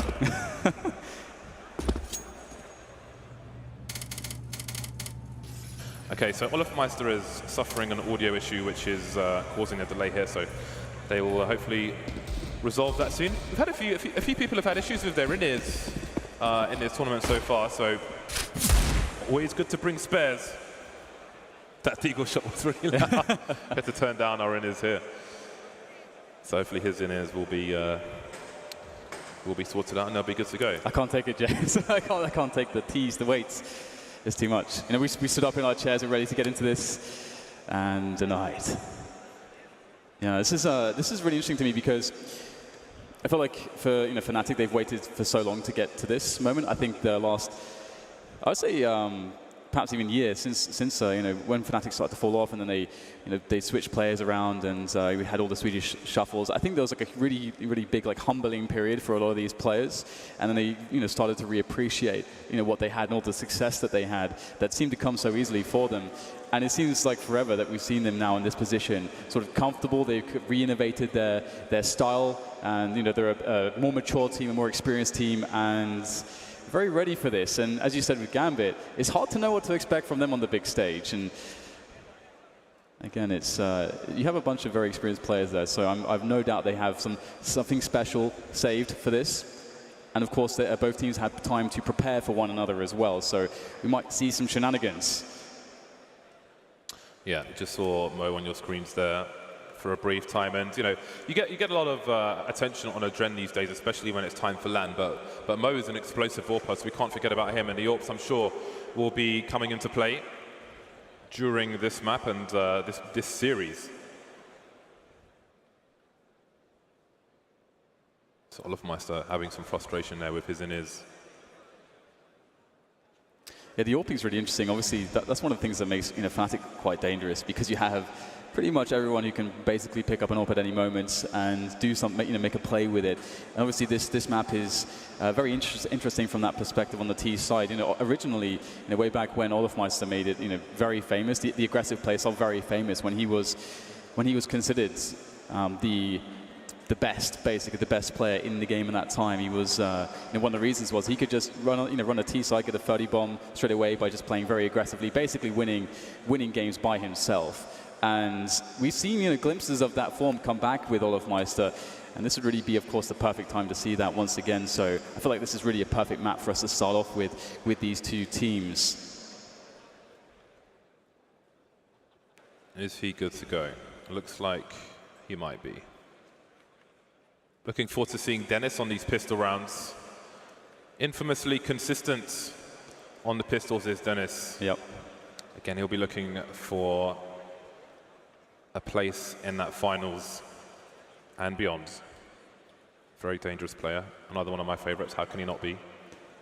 I loved watching him through all the matches that Fnatic played, just because there's so many spots where he was just laughing, just super happy, laughing in all these scenarios. It's like everything's like a joke, to Dennis, and that's quite funny. If you see how scary he is on the server, and whenever he would win a clutch, you just see him just smiling to his teammates and having a good old time, and just keeping the spirits up. And that's very important in a team game like this, having those players that just bring just so much positivity to the team. And Dennis is certainly one of those. Yeah, looking towards there's more to the Gambit story now. We've seen a lot of talk about the existing Na'Vi team, and lots of rumors swelling out to that one as well. Does Zeus perhaps go back to Gambit? What if they are eliminated at this stage? What if they make the final? What if they go further than that? Lots of things are possible here. I think this is one of the most open playoff brackets that I've seen at a major. Partly thanks to the fact that SK and Astralis are playing each other in the very first round. But there's a lot of opportunity for many teams. So if he is in the mix as a potential player to go the way of Na'Vi, then where is the line where if they go beyond this point, then it's less likely? I don't know. Lots at stake here. Yeah, imagine how good it must feel for Zeus, having, not playing in that Na'Vi lineup. That was obviously a very hard time in his career, having spent so much time with them. Then to basically say, I still have the hunger, I still have the will to win. I'm going to find a ragtag team, and just bring them up to be able to win a major. And look how far he's come. That is quite a storyline. Zeus is definitely one hell of a guy, that's for sure. Yeah, and it's hard not to like the Gambit team and what they've done in the past year. Still waiting for Olof to rejoin the server at the moment. See Gambit wondering what's going on the other side. And maybe this gives the players some more time to get used to how exposed they are. You've seen the jib shots going through the ceiling into the booths. Really nice shots with all the player screens whirring in the background. And that is the very big trophy that they are fighting for. I hope the team that wins it can lift it, James. Sometimes that's what I worry about. You know, okay, can you get that trophy in the air? Yeah, our trophy was pretty heavy. Yeah. Yeah, one of the heavier ones. So some extra moments for Gambit to talk amongst them. What's he doing? Good spirits in the Gambit side. And it's good that they're able to do that. This kind of thing might irritate some teams.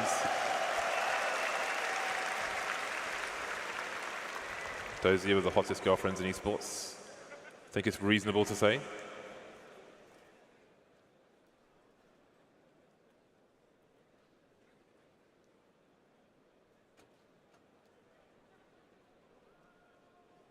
So it's like there's still some issues, but is Olof back on the server? Do we have him back on the server? No. I'll play. I'll do it. Hey, I think, you know, maybe you'll get a chance, James. Maybe you'll get a chance. I don't know any Swedish, but, you know, just, it's fine. It's fine. I'll do it. I'm in there. I've got my gear. I've always got my gear. Always, always. So his game does not appear to be open. And perhaps it's a case of channeling the audio to the right output if there are multiples.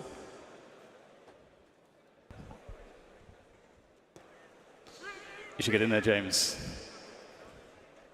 Well, we'll be getting in sure. there tomorrow. I don't think That's they've true. announced the teams for the show match.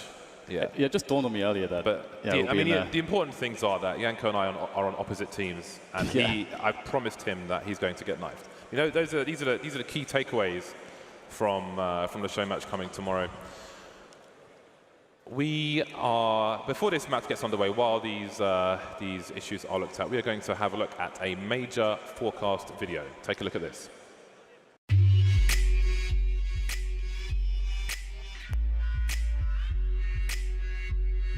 Well, I would say the favorites are like SK, Astralis and FaZe. Obviously, a team like G2 is not even a legend, it's also really dangerous. I think those teams are like the teams you would least want to play. SK, FaZe and Astralis, who are showing really good CS from months and months, so they have the consistency, so they will be good at this major for sure. SK, they are on form. FaZe, they're looking really good. Astralis will get better even in 2 or 3 weeks, even better than now, so Virtus Pro gonna be again great, I'm sure.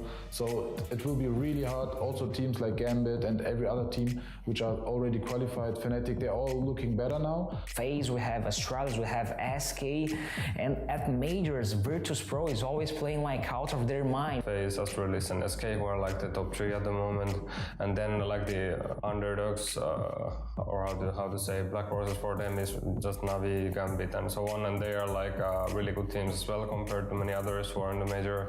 There's a lot of teams that is up and coming right now, and there's no teams that you can really underestimate. For example, I think teams like Fnatic and SK, even though they're still kind of at the top right now, they're not really number 1 or number 2. All these teams are still competing, and they're really hungry to get that number 1 spot. This is gonna be the most the highest competition ever on a major for sure. Definitely it's gonna be one of the hardest ones.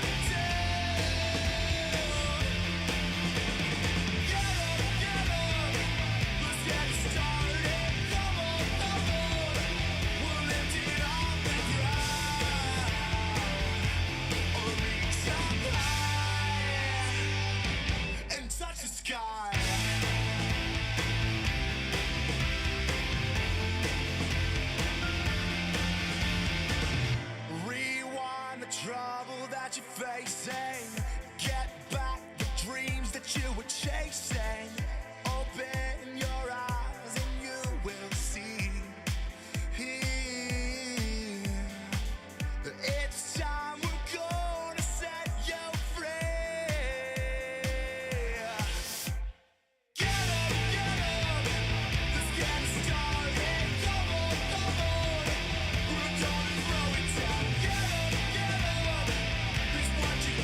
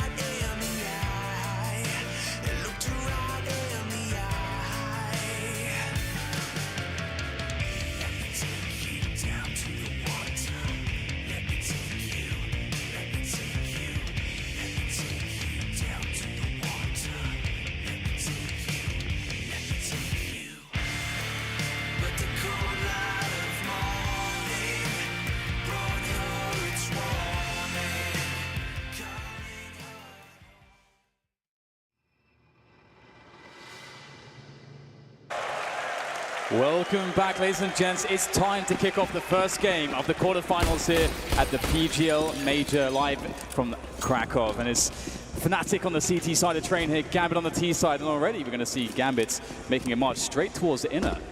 Dennis Hiss and sound cues moving back, raising the alarm, and Flush is rotating around the connector position, but Gambit, they've slowed down. Olofmeister not waiting around, it's going for a push through Ivy to find the information. JW is close to main, but can they get towards B fast enough, because now the T-Zum's looking to move in. Yeah, it's a nice setup actually, I think, between the Fnatic players here. The fast rotation from Crims is coming in as well. Looks like they know what's going to happen, but you got to connect those USP shots long range.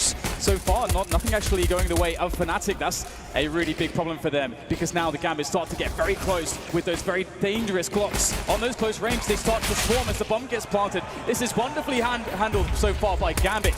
There's well, just Crims and JW left now. They're having a real struggle to get in. Gambit with a fantastic pistol so far. No, surely not. Denied. Dozy, I can't believe he's going for it already, James, the knife kill. That's a reasonable read. JW alive for now, but not for long.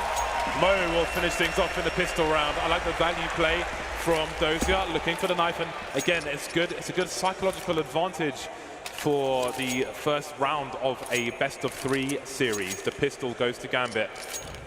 Let's see what the choice of Fnatic is. Fnatic, a team where anyone can pick up a sniper rifle. JW made some money with 2 kills there. He hasn't bought anything. $2,000 in the bank, so they're definitely going to want to start with sniper. Rest of the team, though, on the force buys. That is disgusting behavior.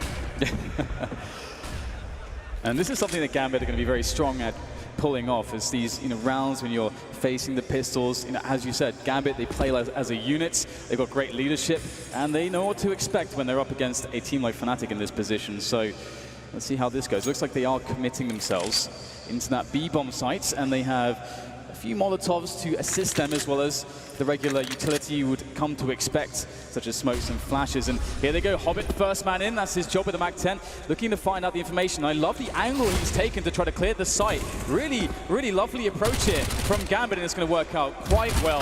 Fnatic, a small response from Flusher, but the bomb is down. Dozier will hear the rotation from Olofmeister, but his crosshair is all over the shot. Now Olofmeister's picked up an SMG, swiftly taken away though by Adren. Flusher's managed to get himself a MAC-10. It's a 2-on-3. There's more damage to be done, but Gambit, they've got 2 Molotovs. They can simply hold the high ground. It's very unlikely that Fnatic are going to be able to do anything about these Molotovs, so Gambit don't need to engage on the low ground. That's it. It's useful fish for something more from the round. I'll not quite get it. 2-0 Gambits.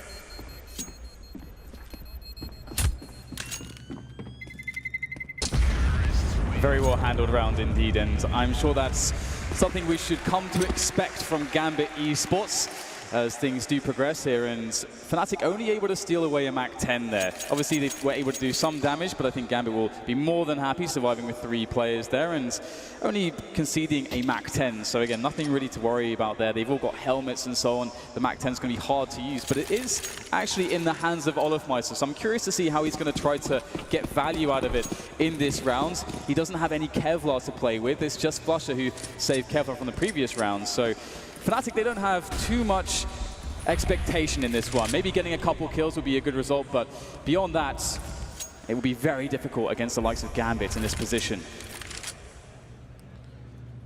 It's interesting that JW's gone for a full double eco. He's got $4,000, and if he's playing towards the IB position, it might be because he needs utility to slow things down with smoke grenades and the like, whereas often AWPers will be content moving forward without that. He's got $600 more than you'd normally have in a round such as this. Now the push comes in from Gambit, looking for another good eco. Hobbit is very exposed, and surely he's going to go down. He's in the red at 20 HP, trying to get out of there, and indeed he will be able to back off. And Mo can take up the angle. Bomb planted, Olofmeister moving through the A site. Remainder of Fnatic in B. Again, another round with great movement from Gambit. Great use of utility, very disciplined play. Starting things off in such a composed manner definitely bodes well for them. But, of course, ooh, that's a bit cheeky, isn't it? Olofmeister with a long-range headshot there. That's some additional damage done.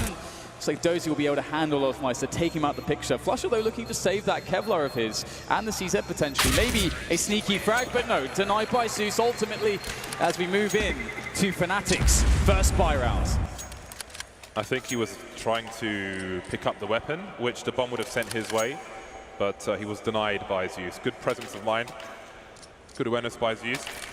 In those situations, if a weapon has been dropped, then you need to keep an eye on it because it will be seeked out by the opponents. So indeed, JW with AWP, full armor, and he's got his all-important smoke grenade. So we'll see where he heads to. Zeus quickly into the A site, and Mo can hold some angles for him. It's common for a player to be up the ladder towards the Ivy position on the CT side. Can sometimes see Device playing from there, maybe he will later on. But for now, it's Fnatic on the CT side. 4 M4s, the sniper onto JW, playing in the connector position for the time being, and you can see he's been boosted up as well. Yeah, Fnatic taking this very slowly for sure, just really trying to see how Gambit wants to play this. What is the pace of their T side? There's a lot of information to be gathered in that sense here for Fnatic, so they don't want to get too aggressive too soon. Rather, it's better to test Gambit's offense. And should Gambit decide to go for a set-piece execution onto the A site, which is quite likely usually, and again, that would be a test for Gambit. Okay, how well is this going to work for us against one of Fnatic's setups? And the same for Fnatic. They get to test out, okay, how well are we holding these pushes? Because it's one of the most common strategies you'll see. And you can see that Fnatic aren't giving up any picks or looking for any picks, really. So Fnatic are running the clock down and forcing Gambit essentially to go for this set piece at some point, but there's only 30 seconds left and they still haven't got the bomb and they're not really in position to attack just yet. It's just Zeus who's in a forward position. The rest of the team needs to get to the bomb site quickly, James. There's only 20 seconds left. Yeah, they've played the slow game and it really hasn't worked out. They were looking maybe for an opening from Fnatic, but there's an opening. JW kicking things off towards the A site, and that's the bomb drop. 14 seconds. What do you even do, Gambit? You go to save in a situation. It's Dozier left, picking up an M4. Can he get any damage done? Any more damage? Doesn't seem so. Apparently Gambit had a hard read that they would get an entry. Maybe because of Zeus's position they waited, but it ended up being a wait that was too long. Nobody came. I do really like that idea from Gambit too, because perhaps you could be in this situation where maybe a team like Fnatic, you could maybe see them getting a bit antsy if there's a lot of time, that's being killed on the clock. Maybe they want to see some action. Maybe they will overextend somewhere, but credit to Fnatic holding their nerve completely, very composed, very disciplined. They had a game plan, an idea of how to approach that round. They stuck to it all the way to the end, and to see Crims already getting a trio of frags, that's a very good sign for Fnatic, the rock of the team perhaps. Look at the difference now. JW, last round he was over towards Connector. A nasty surprise from his boosted position, and now he finds himself towards B.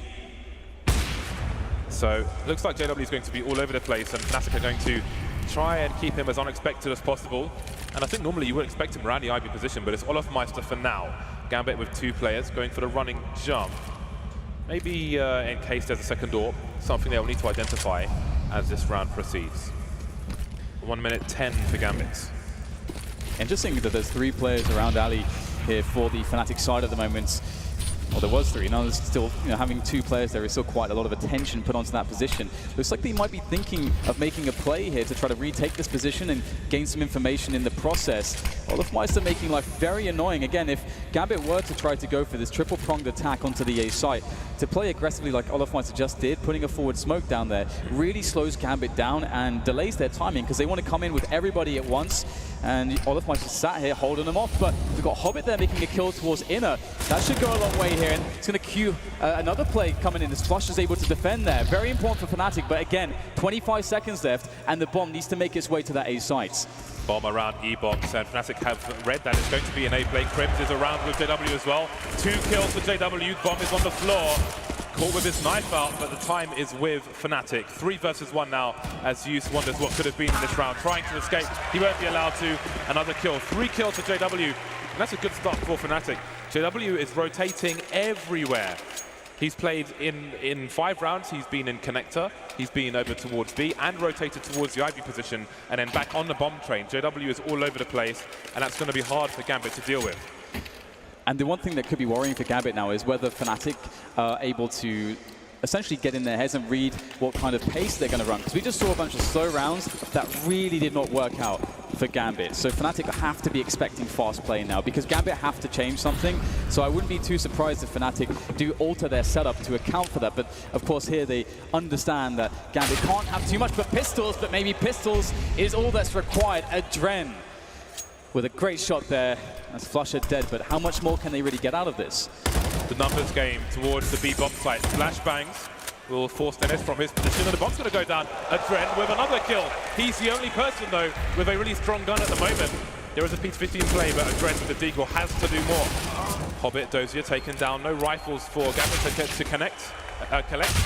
All their kills have been long range, and Fnatic will return in kind with the long range kills, leaving Mo alone, looking for a flank, but Olofmeister has a read on it.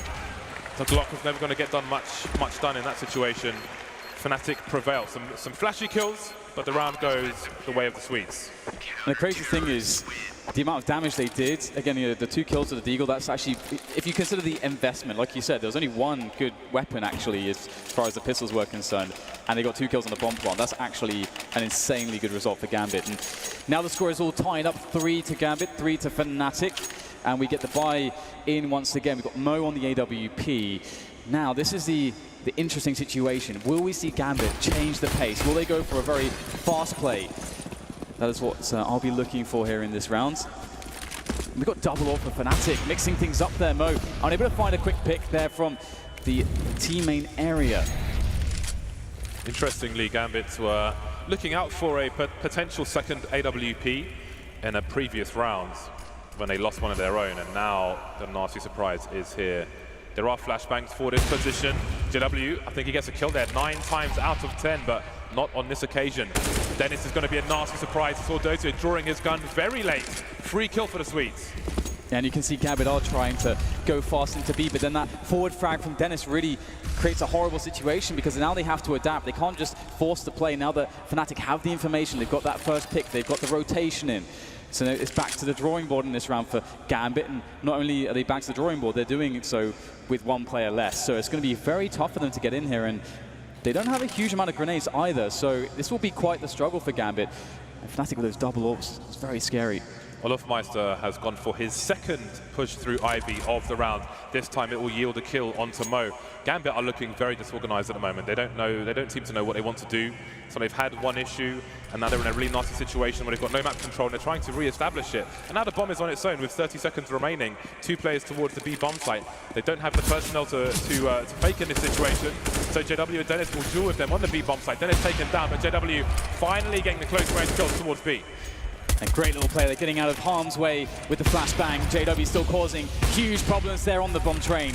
Crims will pick up the kill onto Adrena Zeus now. There's nothing really much he can do with 10 seconds left and an AWP and no friends to play off of. So again, just as you say, Gambit, they kept trying to make plays here, and Fnatic with their aggressions have been so well timed. Able to just, be in the heads of Gambit, just get the right player in the right position, get that bit of information, get that pick off. Has to completely change the round for Gambit. Fnatic reading it really well, understand where to take the next aggression. It seems like a false start for Gambit. Yes, absolutely. It's their initial approach is not panning out so well at all. Ignoring the pistol, it's 4-0 to Fnatic. Oh, surely at the not. moment in the business part. What do you see, Dan? What's going on? Do we have 3 orbs? We have 3 orbs on Fnatic, James. The triple orb special. It is Train. Train must be the most viable map in the map pool at the moment to have 3 orbs on. That is quite the change. So Gambit, they don't have the money. This is a buy between the buys for Gambit, and they're heading towards maximum loss bonus. Zeus dying after time has got nothing in the bank, but the point is, Gambit have enough to cause problems to Fnatic. They've got smoke grenades as well. If they get into close quarters, then those 2 M4s are going to have a lot of work to do. These kind of rounds can really fall apart for a team with more than 2 sniper rifles on their side, but most of the time does work out. We'll see how it works on this occasion. It seems it will be the execute into the A site. We saw Cloud9 had some nice counters to this play. we'll see if Fnatic have picked that up, or if they've got other ideas. And they should be expecting this as well. And you can see JW's got a great angle here. You can look over the smoke. That flashbang was perfect there. Able to cover the approach from Adren, but perhaps not good enough. JW still on top of things. But the bomb will make its way quickly towards B. A very cheeky fake coming in here from the Gambit side, and it's worked. It's given them a plant, but Dennis needs to be on his mark as well with the AWP. JW indeed will be falling victim to the close range of that Tech 9 from Hobbit as he starts to push the issue around the train. Another frag all of a sudden. Oh my goodness, Hobbit with 3, and there's problems now here for Fnatic. A 2 versus 2 as suddenly we get Crims answering back, but Dozier, he's had so much time to position here. Will Fnatic read this? Olofmeister has 1 HP. Dozier, there's opportunity for him. They could go for a smoke defuse attempt. There's tons of utility here for Fnatic. And it's Olofmeister with 1 HP to try and defuse the bomb. It's not going to work out. Is there time for Crims? It's going to be a close one, Dan. It's going to be a close one, but I think they just might do it. Oh my God, You heard James. the beat there.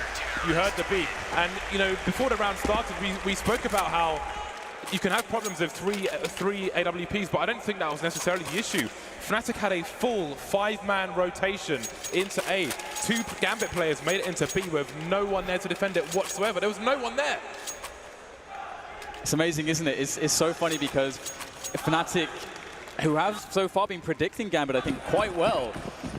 I think, as you say, James, they thought they were absolutely convinced it was going to be just an A commitment. So such a smart timing for a fake there from Gambit. But half second bounce them back into this one as you pointed out, is Fnatic with all the momentum until that round. So it could be quite the turning point here. We have Gambit just taking some early map control, but being fairly passive, perhaps afraid that Fnatic might decide now to throw in a spanner to the works and get some aggression going on early. But Fnatic still playing quite passively overall, and their aggressions on the CT side have been very measured.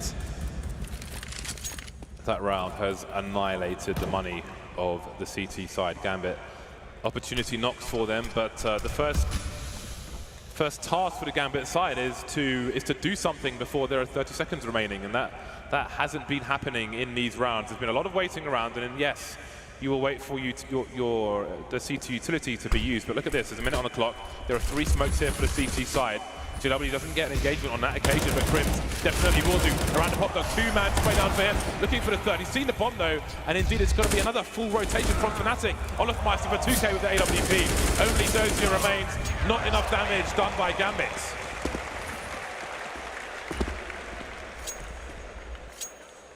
Awesome defense there from Fnatic. And one thing that's also really amazing from Gambit is these flashes of theirs. They have obviously drilled the hell out of these offensives, because we saw JW there. He's got an aggressive deep angle. Looks like it's going to catch somebody off guard. That's the whole point of it. But there's a flashbang for that. Gambit very well prepared here. But again, that's the danger of a team like Fnatic. These guys are just individually absolute monsters, and that's what Gambit are going to have to try to deal with. They're going to have to slay the monsters of Fnatic. It almost feels like Gambit are trying to avoid playing the style of game that Fnatic want to play, but they're just not getting enough done. And it seems that Fnatic know Gambit want to play a slow game, so they're just holding on to the utility that you would normally see disappear when you play a slow round. So that's not necessarily working out for Gambit. Max loss bonus, the AWPs and rifles will be on their way, regardless of the outcome of this round for the T side, but see if they can do some more damage. This time, Fnatic are holding steadfast with 2 players in the B bomb site. Mo makes it into no man's land. He gets taken down in isolation.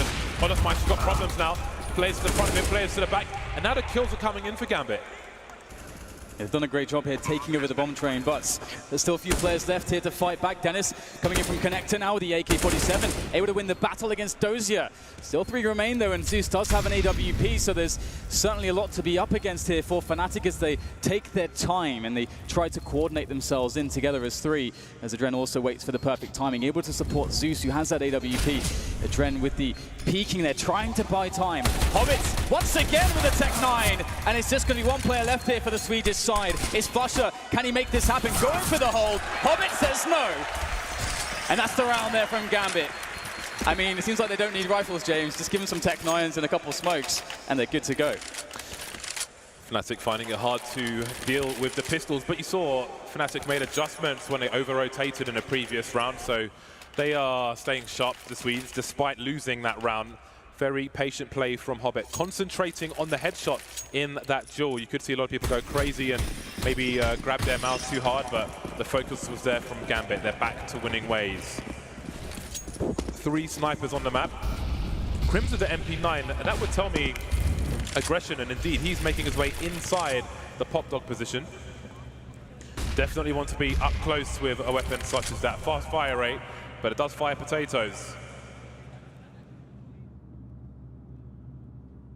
It's like Fnatic have all the players in the right positions here, and of course part of the reason is due to the aggression that Olofmeister has taken towards Ali. He's got that information, and great position there from Dennis. Can fall back, does that commit Gambit though? Are they going to go in with this after losing a man early on? It looks like they're going to go for it. JW up close, going to whip the first shot there as Dennis is in still a great position. And he's got JW to provide distraction for him, but it's not going to be good enough. Gambit with the entry frags here. Now it's Flusher who's the closest man, as well as Crims coming into the flank here with that MP9. Zusto holding him at arm's length with a Tech 9, but not for too much longer. But still, 3 players left here for Gambit on the bomb site at the moment to try to defend. And here goes Olaf with that AWP. Sneaky plays over the train. Nice flick shot there from him, but Dozier with a fast response. Crosshair was in the right place, but not quite hitting the mark. Crims, he's been beasting so far. He's got 14 kills in these 10 rounds. He doesn't have a kit though. The double peek is absolutely perfect from Gambit. Talk about communication. Really nice stuff from them. A second round. What does this do to the cash of Fnatic? Well, it is in the toilet. It is down the pan. $2,000 per person. Do Gambit have a good read of the money? Again, in the scoreboard, the players can see how many CTs they killed in each round, and that will help them determine what round to expect from Fnatic. Almost nothing bought by the Swedes just yet. Crims with a P250, and that is literally it as they leave CT spawn. And it's so cool as well to see, Crims having good performances and so on in Fnatic again. I think everybody on the team is sort of finding themselves, and they've refound their identities. And I mean, he was always known for being one of the most efficient players and one of the best anchors in the business. And we've already seen his ability when faced with multiple opponents at once. Very capable. His pistol slowly diminishing at the moment for Fnatic. A nice little flick shot there from Mo. Also, a bit of penetration damage will be finished off by Adrenans. This affair will soon come to a close, I think, as Gambit diligently, methodically make their way to round number 6, although it's a bit annoying there for Mo. But there it is, 6-6. Yeah, minimal damage done, AWP saved. They will be absolutely happy with that. Finally, it seems that we will get a close train after a bumpy start for Gambit. The score is tied. No snipers on the Fnatic, and I do wonder if we'll start to see a more aggressive Fnatic now in this shape. Maybe they'll feel like they the devil on their shoulder is pushing them forward, pushing them through Ivy again. I do wonder what role JW will have in a round like this. Now he's over to his Ivy position, but Olofmeister going straight through Ivy immediately. They seem to have a good read that Gambit just abandon this position often. I mean, Fnatic, they've had some good reads on Gambit, like Fnatic in that previous buy round they lost. They had the numbers in the B bomb site, weren't successful, but they did make the right play.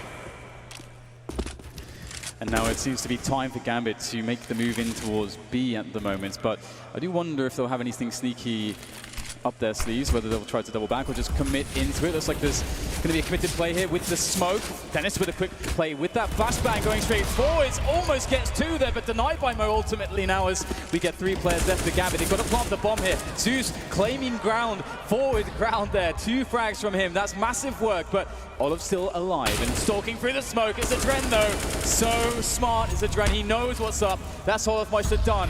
And Crims has got nothing really left to do but to turn tail and run. He's got such low hit points at the moment, 23. It's a 1 versus 2. He's got to go for this. The bomb's only just gone down as well. Surely someone has dropped one, but it's not going to work out for him. Gambit take the lead. I think Crims just wanted to reset the situation. He was spotted, he was exposed on the high ground. He had bullets, grenades, shrapnel flying his way. But no, that is the 4th round in a row for Gambit, and it's a tactical timeout from Fnatic. Their momentum has suddenly gone. The swing is broken, and they'll try to fix it in these 30 seconds. Great bursting by Zeus. Lovely second kill from him as well. Adren staying close to the smoke again. When a T side chooses to push through B, one really good thing to watch is the T player who goes near connector, what he chooses to do. Some will try and make a play into connector, some will try and make it beyond towards the CT side of the train yard, and some will just stay around that smoke or on the slope if there isn't a smoke there. Adren chose to stay around the smoke, so he would have an advantage if a CT went through it, got a free headshot, saw the last player as well, pretty much won the round for his team from that point, unless Krims has a nice 1v2 clutch, but it wasn't to be. Fnatic on the pistols, it's their turn to head towards maximum loss bonus. Adren with the AWP rather than Moat, that's curious. Maybe spawn-based, indeed it is. He's going to swap around now and everything goes back to normal. But we know the pistols are very dangerous in the hands of the Swedes. Those are looking for this though. Really nice stuff there, very cognizant as Dozier now looks for perhaps a trade fragger to come into play. A nice smoke in this position and trying to open up Ali. Wow, with the CZ spraying through the smoke. Fasha, of course, getting the kill. Lovely stuff. And now Zeus doesn't have anyone to play off of here, so he's got two angles to be worried about because they could always just push the smoke. So you have to be very careful about that. Yeah, it's awkward for Zeus. He can hold this angle and be relatively safe, but there's an AK on the floor around the corner. He doesn't want them to collect it, but now he's got no choice. And you can see he just dives around the corner as fast as he can, does his best. Three frags in 1 second. Krims making it a fourth. JW got a quick two, but who knows what the hell just happened. It did seem a bit scrappy the way their approach to Ivy. I mean, maybe they thought it was just USP or something, but it did seem a bit scrappy from Gambit. Yeah, I mean, Gambit just tried to go through Pop Dog and teammate at the same time, and just look at this. Oh man, just coming in from above there, dropping down from the top of the train. That is some good timing, if ever I've seen it, from JW, and that is certainly a bit disappointing for Gambit, but they have 7 rounds on the board still, so really competitive game of train at the moment between these two teams, and we see once again the double ops come into fashion here for Fnatic as JW and Olofmeister hold on to those, and Olofmeister, he's been playing, making so many plays by himself at Ali, and this round is no different. Look at all the info he's got. It's almost like it's CT territory. It's familiar to him, like an old friend. Smokes, grenades all over. This is Bedlam. Ivy was left exposed for the most part, but Flush is the one to get the 2K rather than Olofmeister, who's playing in the IB position. Many Fnatic players around the train. It seems perhaps Gambit have lost their momentum in the last round of the first half. I think Gambit are trying to play off a distraction from Hobbit there, dropping down Pop Dog, but that smoke slowed them down a bit too much. It makes life difficult as Fnatic aren't going to be caught off guard. They're ready now. It was a nice play from Gambit, but indeed that smoke at Pop Dog ruins all the plans of Gambit there, and Fnatic looking very, very good here for the 8th round. Close out this half. Nice frag there from Hobbit though at range, trying to go for the taps. Another one from Hobbit. He's not down and out just yet. He's got 16 points of health though, so it's going to be hard for him to win some of these engagements, and JW's in a devious position here. Close range, just the single bullet required. 8 rounds for Fnatic, 7 for Gambit. But if you look at how this started, I thought maybe Fnatic would start to run away with things, but Gambit, man, they're showing a lot of temerity at the moment. Yeah, this it's good. It's a close. I mean, Gambit could have gone in with a lead had not been for that that half by round from Fnatic. But here we are, all to play for. Fnatic off to the T side, and you can see that JW has been one of the heavy hitters in the first half, along with Krims. Krims up there with 16, leading the server at the moment. There's a good average of kills on Gambit, but they don't want to be average in this half versus Fnatic now, who will be able to set the pace. And they'll be playing with confidence, Fnatic. The amount of times they were able to trespass into what is normally T territory in the first half will only boost their confidence moving into the second pistol round. Krims and Flusher with grenades. Zeus will be carrying the smoke and defuse kit. Everybody else on Kevlar. Yeah, I love all these grenades from Fnatic. You wouldn't often see it like in an online match or something, but here they obviously have quite the plan, using those grenades to give them ample coverage to at least secure a bomb plant, but some kills will be lovely as well. A nice tag there coming in. Mo desperately weak, and the bomb will go down. Fnatic with a very strong opener, but it's a pistol round, and it can all change in the blink of an eye as we see still 5 players standing for Gambit. Mo and Dozier trying to double peek, but Mo gets taken down. But Dozier will avenge the kills, and now it's down to JW. Smoke and defuse comes in. He is not making it there in time, and I think he realizes it. Wax on, wax off. Can save his Kevlar, try and get some extra money. He'll do exactly that. Picks up another pistol as well, but the pistol does go to Gambit. That's a huge round for the CT side.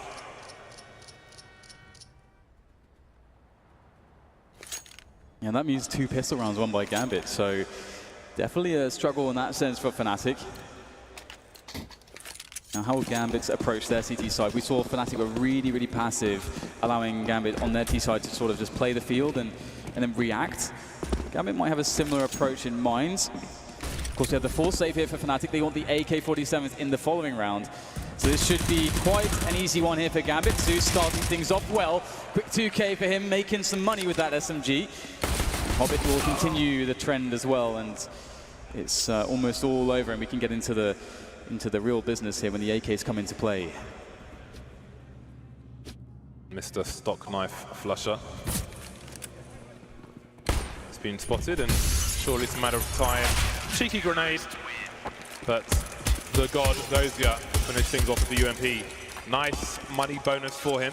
Most of the Gambit side went for rifles, including the scouts, onto Mo, and those rifles continue.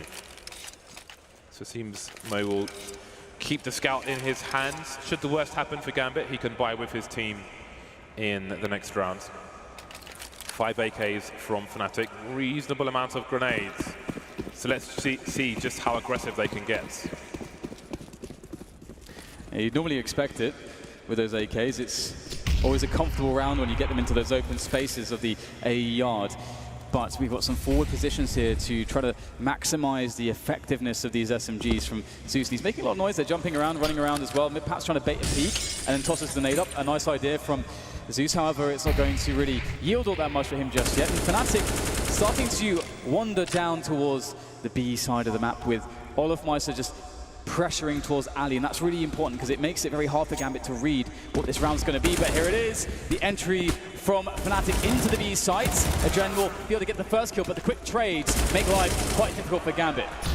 Dozier repositioning, but he can't get anything done in that situation. Some advantages with the CT. So Molotov will try to force Crims out into the open, but the smoke is there. He can hold his position. Flusher getting taken down. T still on the high ground. There's a flank coming in from Olofmeister, and he better move quick because Dennis is alone on the site. No Molotov or any other shenanigans, and there are smokes for Gambit. 2 of the 3 players with kits, they could go for a hero defuse. They're looking for the flank, and Olofmeister's finally there. Dennis now on the high ground. He's got a good angle, but he's expecting a peek. There's Hobbit taken down. Going for a spray transfer, but Zeus was off of it. Gets back on it. 2 players surviving for Gambit. They prevail, making it to double figures. And the really sick thing here as well is we can't forget that Gambit actually tried to continue with their SMGs and the scout and so on, and they still won the round. They picked up 2 AKs, so they have made a huge amount of money. They're really making the most of that, winning that initial pistol round. So this really puts a lot of pressure on Fnatic. Fnatic have to start controlling Gambit's economy, because if it starts to get out of control, Fnatic are going to have a hard time just being up against what will seem like endless buy rounds. And this was the way that Gambit turned things around. The Tech 9s and the grenades. Let's see if it works as well for Fnatic. JW is only 22 years old. The man has his own shot, and he's 22 years old. What the hell's going on? Fnatic moving through the IV position. Hobbit needs to back off. He can have a crossfire with his teammates, but he's still staying close. Gets shot straight in the head, and so does Zeus. The same problems that Fnatic had, Gambit are having those as well. They are getting absolutely waxed out. Olofmeister with a 2K so far, picked up an AK. What has happened to Gambit in this round? And Dozier just has to get damage in here. He can't allow Fnatic to take away too many weapons. And there's an AWP. Oh, the timing. Dozier, though, coming back into the angle at the right time. However, it's just going to be 1 frag for him. And we can see Olofmeister picks up the AWP. We've got AKs collected as well, M4. So Fnatic, that's exactly what they had to do. But Gambit, they're going all in, James. All the chips are going across the line. We've got double AWPs from Mo and Adren. Zeus had $10,000 at the start of that round, so he is dropping some cash for his team. What a great spray from Olofmeister. That is sexy stuff. Keeps it close. You see Mo, Hobbit, he's been feeling the emotions, man. Zeus has forced him to engage in a bro fists. That's a nice shot from Fnatic. Can you imagine if that was a kill? what it would do to the psyche of Gambit. They need to keep their heads in the game, this CT side. Again, Zeus as the in-game leader, and also the captain, trying to keep his team focused, but you can see they are hurting a bit. Everything slows down now as Fnatic start to take more position. They get Olofmeister back towards Ali. Again, that's so key, just always keeping pressure towards Ali, because again, it's so hard for Gambit to know, is it going to be that triple-pronged attack into wave? They put pressure around T-Main and Popdog as well at points. Is it going to be the plan to beat? It's just becomes so hard, and it's all because of Olofmeister and how he can stay alive, keep pressure up, keep himself in good timings on rotations. But it looks like Fnatic indeed will make their way in towards the A site, and Olof, he's got some help arriving behind him soon, but he's not too afraid to take these duels ahead of his teammates. As he looks for the peek. Not quite good enough there. Zeus with a nice wide peek there to avoid Olofmeister. Great re-peek there from Zeus. Brave stuff, but it pays off. Those who are looking to flank from the B bomb site, can he get a pop in time? The bomb's heading towards the main position. Dennis tagged, making his way into the site, but there are no kills just yet for this T side. There's Dennis getting taken down. Things go from bad to worse. Grenades flying in, but JW's been given a present. What can he do with it? There are 20 seconds for them to make a gauntlet run to that bomb site, and they're not getting anywhere yet. Hobbit taken down finally, but all the CTs are here. They've got a crossfire on the bomb site. The bomb can surely not go down. Dozier in the pop dog, lovely close range from JW, but there are 8 seconds for this plan to happen. The pistol for a Dren, and that's going to be the round over. 2 versus 1. JW needs to get away. 3 HP. He will be hunted by Dozier with that pistol, doing his best to hide, and he's somehow going to escape. But the round is with Gambit. Some nice parkour from JW towards the end there. Yeah, he's on the run, man. That's crazy stuff there from him.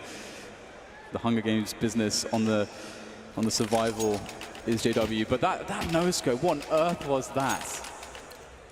I guess it's just JW, classic JW things, isn't it? That's what it is. Standard stuff for a high-pressure AWPer. Thrives in those situations, and we'll see which team will thrive in this one, because it's going to be a rough buy for both sides. All UMPs coming out.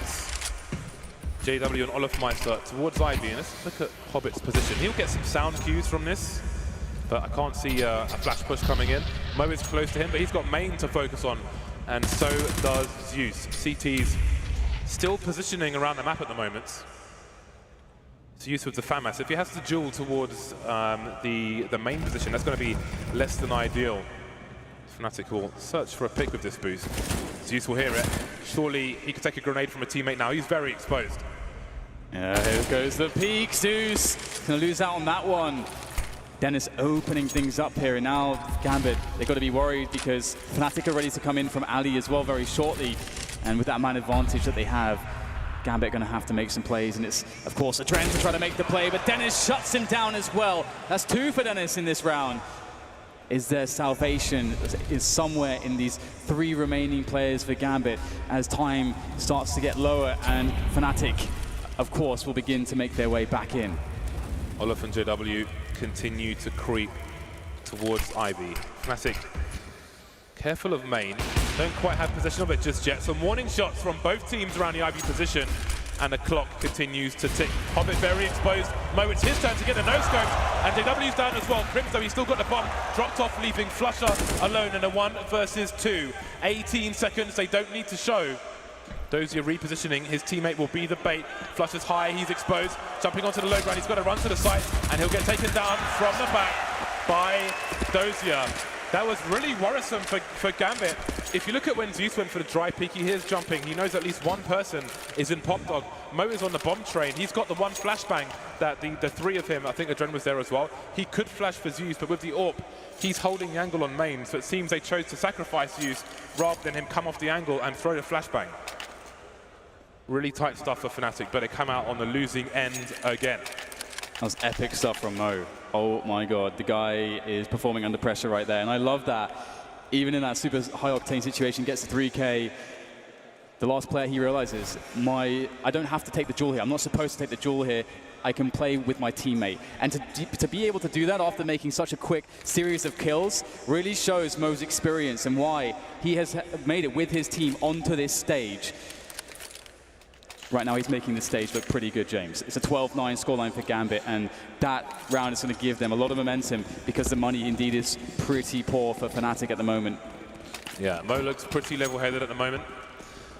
Hobbit, though, you can see he's feeling the pressure, but It's not affecting him in the game. He's got 19 kills. He is leading the charge. This time, Fnatic are on the pistols, but they've got no Kevlar. They don't really have that many dangerous guns. Olaf with the Deagle, and he's got full armor with his Deagle. He can take the odd shots. Sometimes it does make the difference, but he'll be looking to do some damage to the CT economy, but he'll be the bait. JW will get the job done for 1 kill at the very least. But in a 4 versus 2 Glocks, we cannot expect much more. Adren going fishing, but he's using missiles as bait in this situation. 13 for Gambit. They're pretty close now for map number 1. It's going to be interesting to see what Fnatic choose to do here to try to break Gambit, because if Gambit pick up this round, Fnatic are back into eco territory. It's going to be really difficult. Of course, they will have a $2,900 for their round loss bonus. So if Fnatic do get a bomb down in this round, even if they lose it, they can still try to force together a buy in the following round, which will feature AKs and so on. But that's not ideal. They really need to stop Gambit right now. This is such a key round for Fnatic to win. And so that means their decision as to how they approach it couldn't be more crucial. And looks like there's aggression from Gambit. They've got a quick pick there. Mo, where's he going to be? Looks like it's going to be Inner this time. And that's Krims sent to the bench for this one. Mo doing the same that JW was trying to in the first half. Gambit have a third player towards B in Adren if needed, but now he's going back and forth to connector. So perhaps the Gambit have a good read on what the remainder of Fnatic will do. The flash is there. Doge is being very cheeky, maybe expendable, looking for info with the UMP. Hobbit and Zeus will stay towards A for the time being, but surely the rotation will come in from Zeus. Adren's got to be very careful. He's going straight into the grenade, but he will survive for now. Mo with the pick onto Flusher. Mo delivering even more kills for his side. 3K for Mo so far, and Olaf Meister remains. Not going to expect Zeus in the same position, and Adren will finish off the job. 14-9 Gambit. No plant for Fnatic. I mean, we said it, that was the round that Fnatic had to win to stop this scary momentum for Gambit, but they seem to be getting stronger every round at the moment and looking very confident. Fnatic having to go, actually looking like they're going for a force buy here anyway, despite not getting the bomb down. I mean, that makes a lot of sense. Keep Gambit off of match point. Give yourself 2 chances instead of just having 1. Tech9s, AK, Galil, grenades. That's what Fnatic are going to try to win this round with. It doesn't look good. Let's see what they got. Dozier. What are you doing, Dozier? You're not supposed to be in his position. There are 4 people on the A site, and he's going to get dinked by his teammate. That's going to give his position away to the team. What the hell's going on? That is so unlucky for him. That's crazy. And that might cause a rotation from Fnatic. Talk about a stroke of luck, that! That is absolutely ridiculous indeed. They've been handed something here, but how far can they take it? Because they still have to get into a bomb site. They haven't really got much map control. They haven't attacked any choke points just yet. They don't have weapons that can really perform at range, except Dennis, who's critically low at this point on health. It's still going to be very difficult here for Fnatic. Hobbit looking to find himself a quick kill here in the main. This would be a really big one to find. And Krims goes down. Now it's just about the 3 players there from Fnatic making their way towards B. It's all on their shoulders. It's retake territory. Oh, Adren, please. The clutch king with 100 ping, but only good for the 1 kill this time. Flusher is close to the red. JW is with him. Flusher on the low ground, trying to move forward. He'll have Zeus to contend with soon. No grenades left for this Fnatic side. It's all about dueling.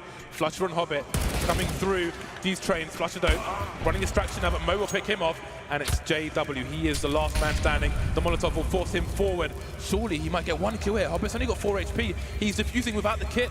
Mo with the AWP. It should be the other way around. But Hobbit's got 4 HP. Which one defuses? At least the kit's there. But Mo, he's got to deliver here. He's got his pistol out. It is so awkward for him.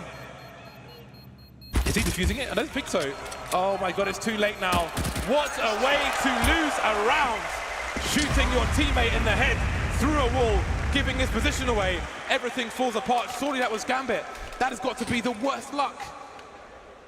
That is crazy. You wonder if there's maybe like a communication. I mean, it must be a communication problem there. Doge is making the push, and they're shooting his position. So definitely seems like perhaps, 1, maybe Doge just decided it's like, I'm going to do this play, and maybe didn't communicate it. It's hard to say what it might be, but that, as you say, it could be the one chance that could get Fnatic back into the game. Now they actually have guns, they've got grenades, they're looking for perhaps a fast round straight into the A-bomb site. Olofmeister in typical Olofmeister fashion going straight in, but it's a Dren with the first kill to the round as Dennis will fall, and Olofmeister pushes the position, but he gets stopped by Hobbit. Still more work to be done though by Fnatic, as Blusher and JW answer back. A 3v3, and the bomb still needs to go down though. Get that boost on CTs. 2 AWPs, only so much you can do with so many smokes out on the map. Everything starting to slow down. Fnatic taking it slow, trying to identify where the CTs might be, trying to get their communication game on with some more seconds to take pause. Angles so close. Mo being teased by Flush, but Flush not engaging the angle. The bomb needs to be collected. JW is going for the flank towards the IV position, and that's exactly where Mo is standing. If he stops scoping, Crims must know he's there. Crims is just around the corner. They've got the time to make this play. Fnatic being very, very careful. If they win this round, they break the money of their opponent. If they lose this round, it is game points Fnatic. No. He sees the barrel, and there goes Mo. It's a Dren with the AWP behind the smoke. He might walk through it for free if he's brave enough. JW playing close to the smoke as well, and it might be a no-scope from him. Fnatic on the comeback. If Gambit go on to lose this map, then surely they just go back to that headshot thing. I mean, oh boy. Oh boy, oh boy. So a chance rears its head here for Fnatic.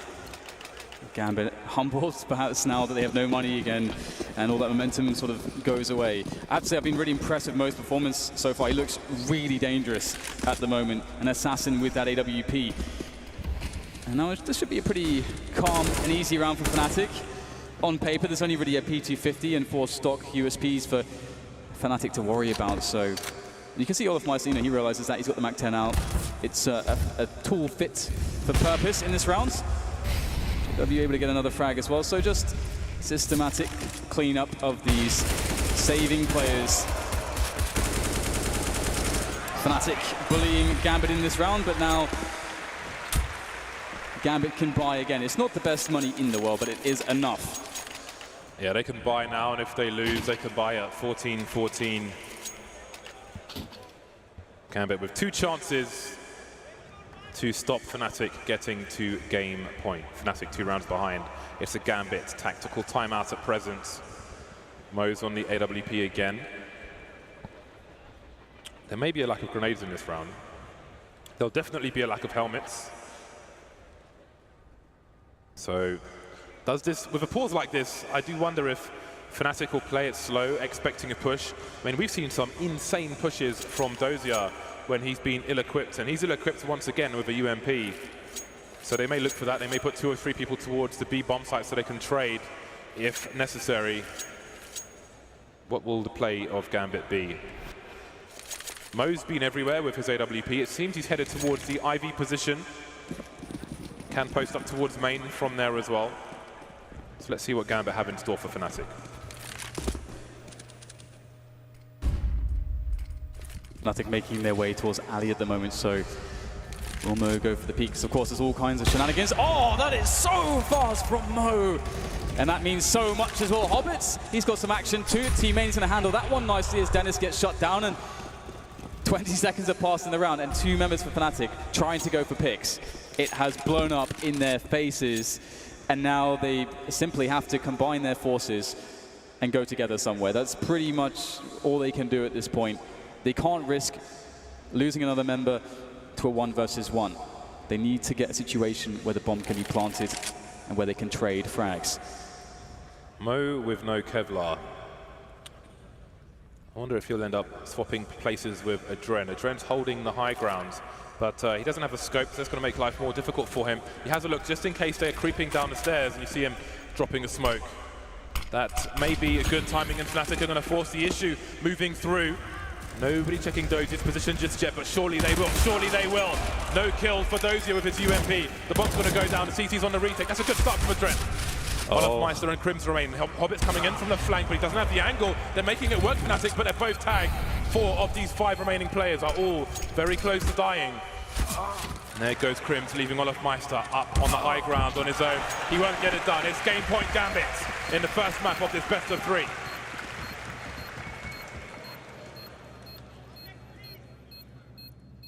What a relief for Gambit, not finding themselves in that position where, you know, there's that one mistake and maybe it gets into their heads, maybe it, you know, compounds the problem and things get worse. But again, composed, experienced players, good leadership.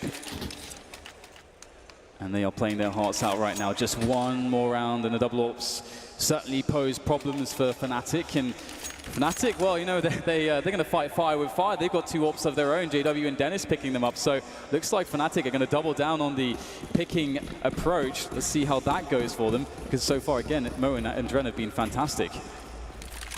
4 AWPs. Oh! Dennis taking gambles there, but we'll come back to that later because there is a 4-man engagement towards the IV position, and the advantages will go straight back in favor of Fnatic. 1 minute 35 on the clock, and there are 3 CTs here. They are on the verge of being reset. That would be a complete disaster for them. What on earth is happening there, the AWP battles? You can see why both teams are buying all those AWPs, and Olofmeister now looking to try and make things worse. But it's Zeus who wins such an important 1 versus 1, and this is what we talk about when we talk about Fnatic. They really love to take these 1v1s, and it can really send things spiraling out of control for your defense. But Gambit standing up strong so far against the oppressive side that is Fnatic, and the bomb can be planted. And Dozier's position is very good at the moment with a silenced M4. Perhaps he can get the drop on somebody. It might just be Flusher. He's creeping below him. Does Dozier look around? This is such an important moment. Flusher now spraying onto Dozier's teammates. Dozier turns around, gets the kill in the trade, but that opens him up to Crims. The worst has happened now. Leaves it all to Adren in a 1 versus 2. They've got the high ground, the T's. They've got the high ground, and Adren may not fancy this one. How does he not get traded? He'll hear the bullets whizzing past his ears. And Fnatic have stayed alive. 13 rounds coming their way, and the money's not spectacular for Gambit, so they are in a very awkward spot. But going back to that first frag in the rounds, the CTs always get to connector to look towards main before the T's get to main to look towards connector. It is not an advantageous peak for the T's. It is a gamble that didn't pay off for Dennis on that occasion. Maybe expecting Mo to be around the IV position of the AWP, but Adren was at connector with a sniper of his own, and that's a sniper that remains in this round. 13-15, Gambit, they can't really buy. It would be a massive gamble for the side. The money next round would be great either, so Adren, I mean, because it's an AWP, you could go give it to Mo with no Kevlar, but he will stay with it and do what he can. Adren's going into a poor position with that AWP. That's very scary stuff, isn't it? The push comes in from Fnatic, and oh wow, Zeus! He prevents the bomb from going down. Adren has been lost though. Nice transfer there from Olofmeister. And there was some shenanigans at play, but Fnatic have diffused them in more ways than one, and we'll see themselves brought onto the 14th round. And are they actually going to do this? Are we going to get the first map of the day here in the playoffs be overtime? Would you have it any other way? No. I would not, James. Let's bring it on. Second last timeout for Gambit. And they're going to have to drastically change their approach in this round. Adren has gone from an AWP to a Mag-7. Quite opposite ranges on those weapons, so one would expect him to go towards the ladder position. Or maybe even a play towards main with a flashbang, but there are almost no grenades on this CT side. It's a very desperate time for Gambit. Adren's got a good spawn to make it to ladder room as well, to the pop dog. But Fnatic, they are fully equipped. They are ready for this overtime. They will feel like they deserve this overtime. JW close to the 30 bomb, 26 kills at the moment, leading the server. Yeah, it's going to be really interesting to see if how Gambit could possibly make this work. With this amalgam of guns. Adren. Oh my god, it's Mo. It was Mo. Calm down, everyone. It was Mo with the headshot there, but nice little assist there from Adren with that Mag-7 of his. And Dennis just so brazen. Yep, I'm just going to walk out here. Don't mind me. But Gambit are going to shut that down. And it looks like Fnatic, they might just try to end this here on the B-bomb side. They're all rallying up and readying the charge. They've had a lot of success there Has not been a spectacular day for Dozier on the B bomb site, but now he's finally got an M4. He can start things off well. Got support from the high ground as well, but that support has gone, doing some damage, but no frags. Mo coming on a fast 2K. Is this it? JW on his own, 1 versus 3 to keep his team in this first map of this best of 3. The bomb is down on the high ground. He's exposed. He is forced into the open. There are Molotovs to be thrown here by the CT side as well, but they will allow him to collect. Hobbit trying to find a funky angle, can't quite do it. Nobody's close enough to hit the scope. JW will escape with the bomb for now. He has 40 seconds. He's got to guess. Is he better off towards B or better off towards A? There are no eyes on Popdog at the moment, but Adren is making his way there. Gambit playing this so smart. They understand the timing as well. They understand exactly how JW might move around the map. As we can see, Adren making his way towards team main. JW going for the double back, and there you go. Gambit make it work. 16-14, one key error, and it could all have been over, but they composed themselves, and they are indeed making that stage look very good here today. Crisis averted for Gambit. One of the most unusual things I have seen, headshotting your teammate when he's on the flank through a wall, when he's above 2 Ts, could have been a turning point, could have been psychologically crushing, but no, they turn it around. 16-14, Gambit take the first map of the series. On the pick'ems, Fnatic were 55% favored for this. I personally favor Gambit. I think, are you with Fnatic for this one? Yeah, I was edging Fnatic, but after seeing this first map and seeing how Mo is playing, because for me, if Mo is actually playing that well with the AWP and he can go toe-to-toe with all of the AWP skill on the other team, that evens it out for me. And now, yeah, we've got a really awesome fight on our hands. I cannot wait to get into Inferno. It's getting hot in here, man.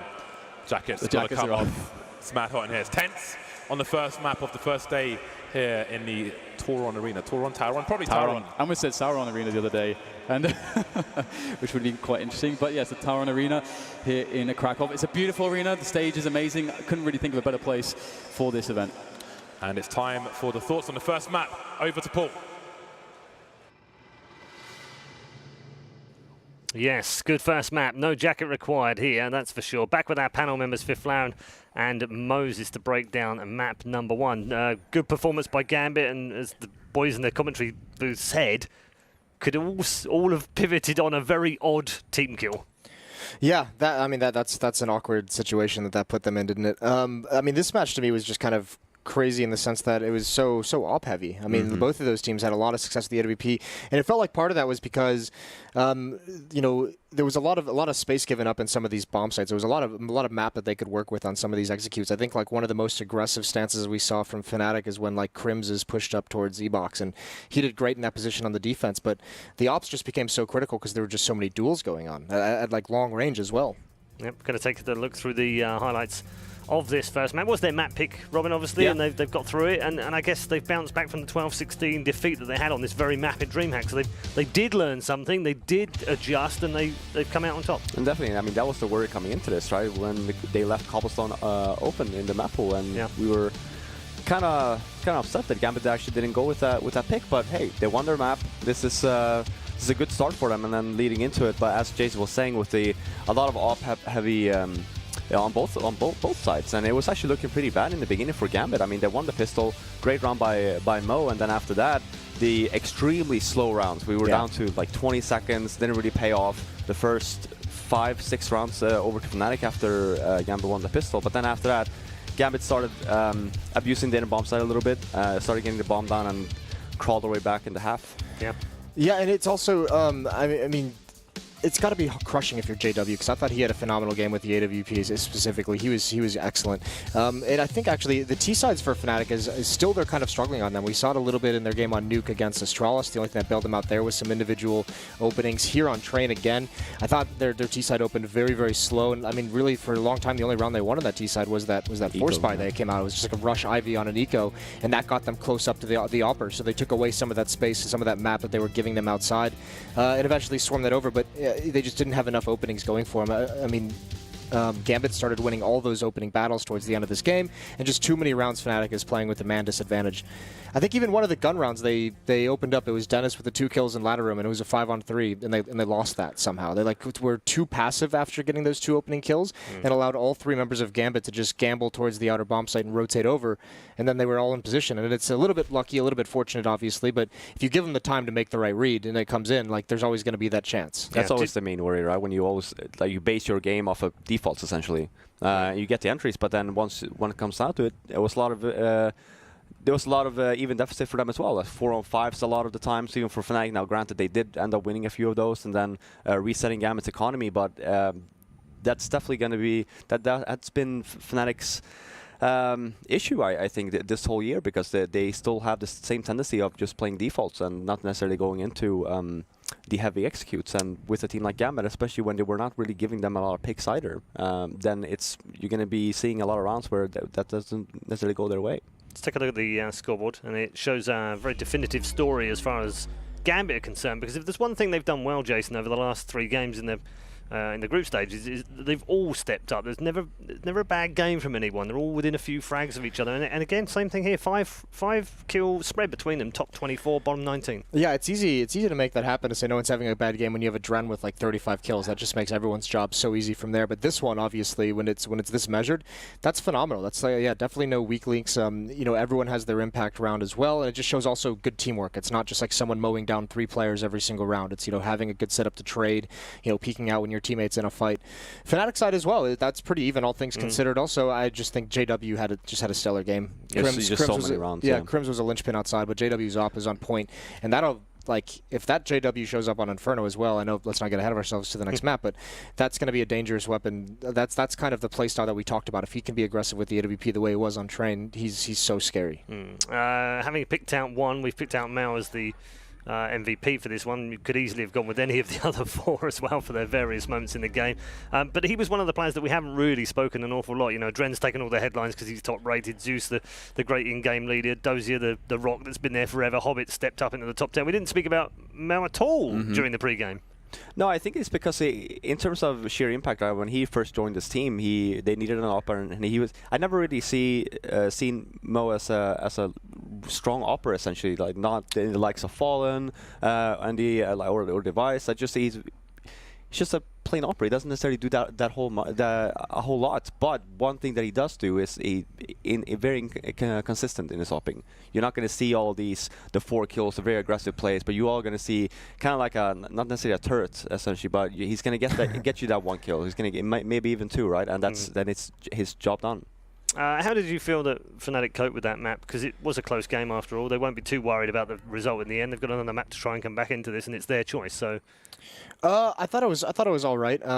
Just again, the T side was a little bit lacking until too late, I thought. And obviously, the CT side was also a little bit weird because it felt like they had the one thing Gambit did really good in the first half when Fnatic was CT was they weren't winning a lot of those rounds when Rob was talking about the very, very slow pace, but they were getting the kills. They were getting the kills, and they got a couple plants in there. So they were building up their own economy through losing and also making sure that Fnatic was being ground down. So when they finally do get that win, then they go on for 5 wins. They get the upper hand that way. But it didn't look like they were going to have a great plan themselves. I thought Fnatic came in all right. It's just the T side sometimes with this team aren't very convincing, and it is just some of those. It is that lame excuse where it's just someone's going to have just an individual round that opens things up. Crims had a couple great entries on their T side, but you can't really rely on those to get you those rounds as the game goes on. Do you feel like they read Gambit okay though? I actually thought that Gambit did a much better job of reading Fnatic than the other way around. I think Gambit outplayed Fnatic in that sense. Robin?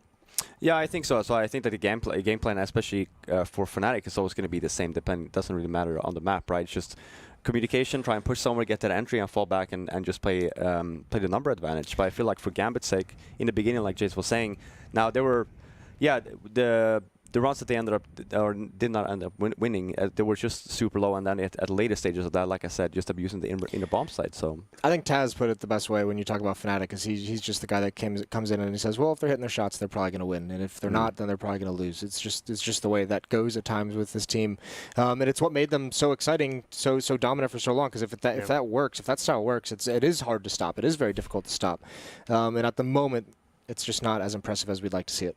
Indeed. Right. why don't we check in with what an experience we have at the majors? Experience is everything, of course, so let's take a trip down the major experience road.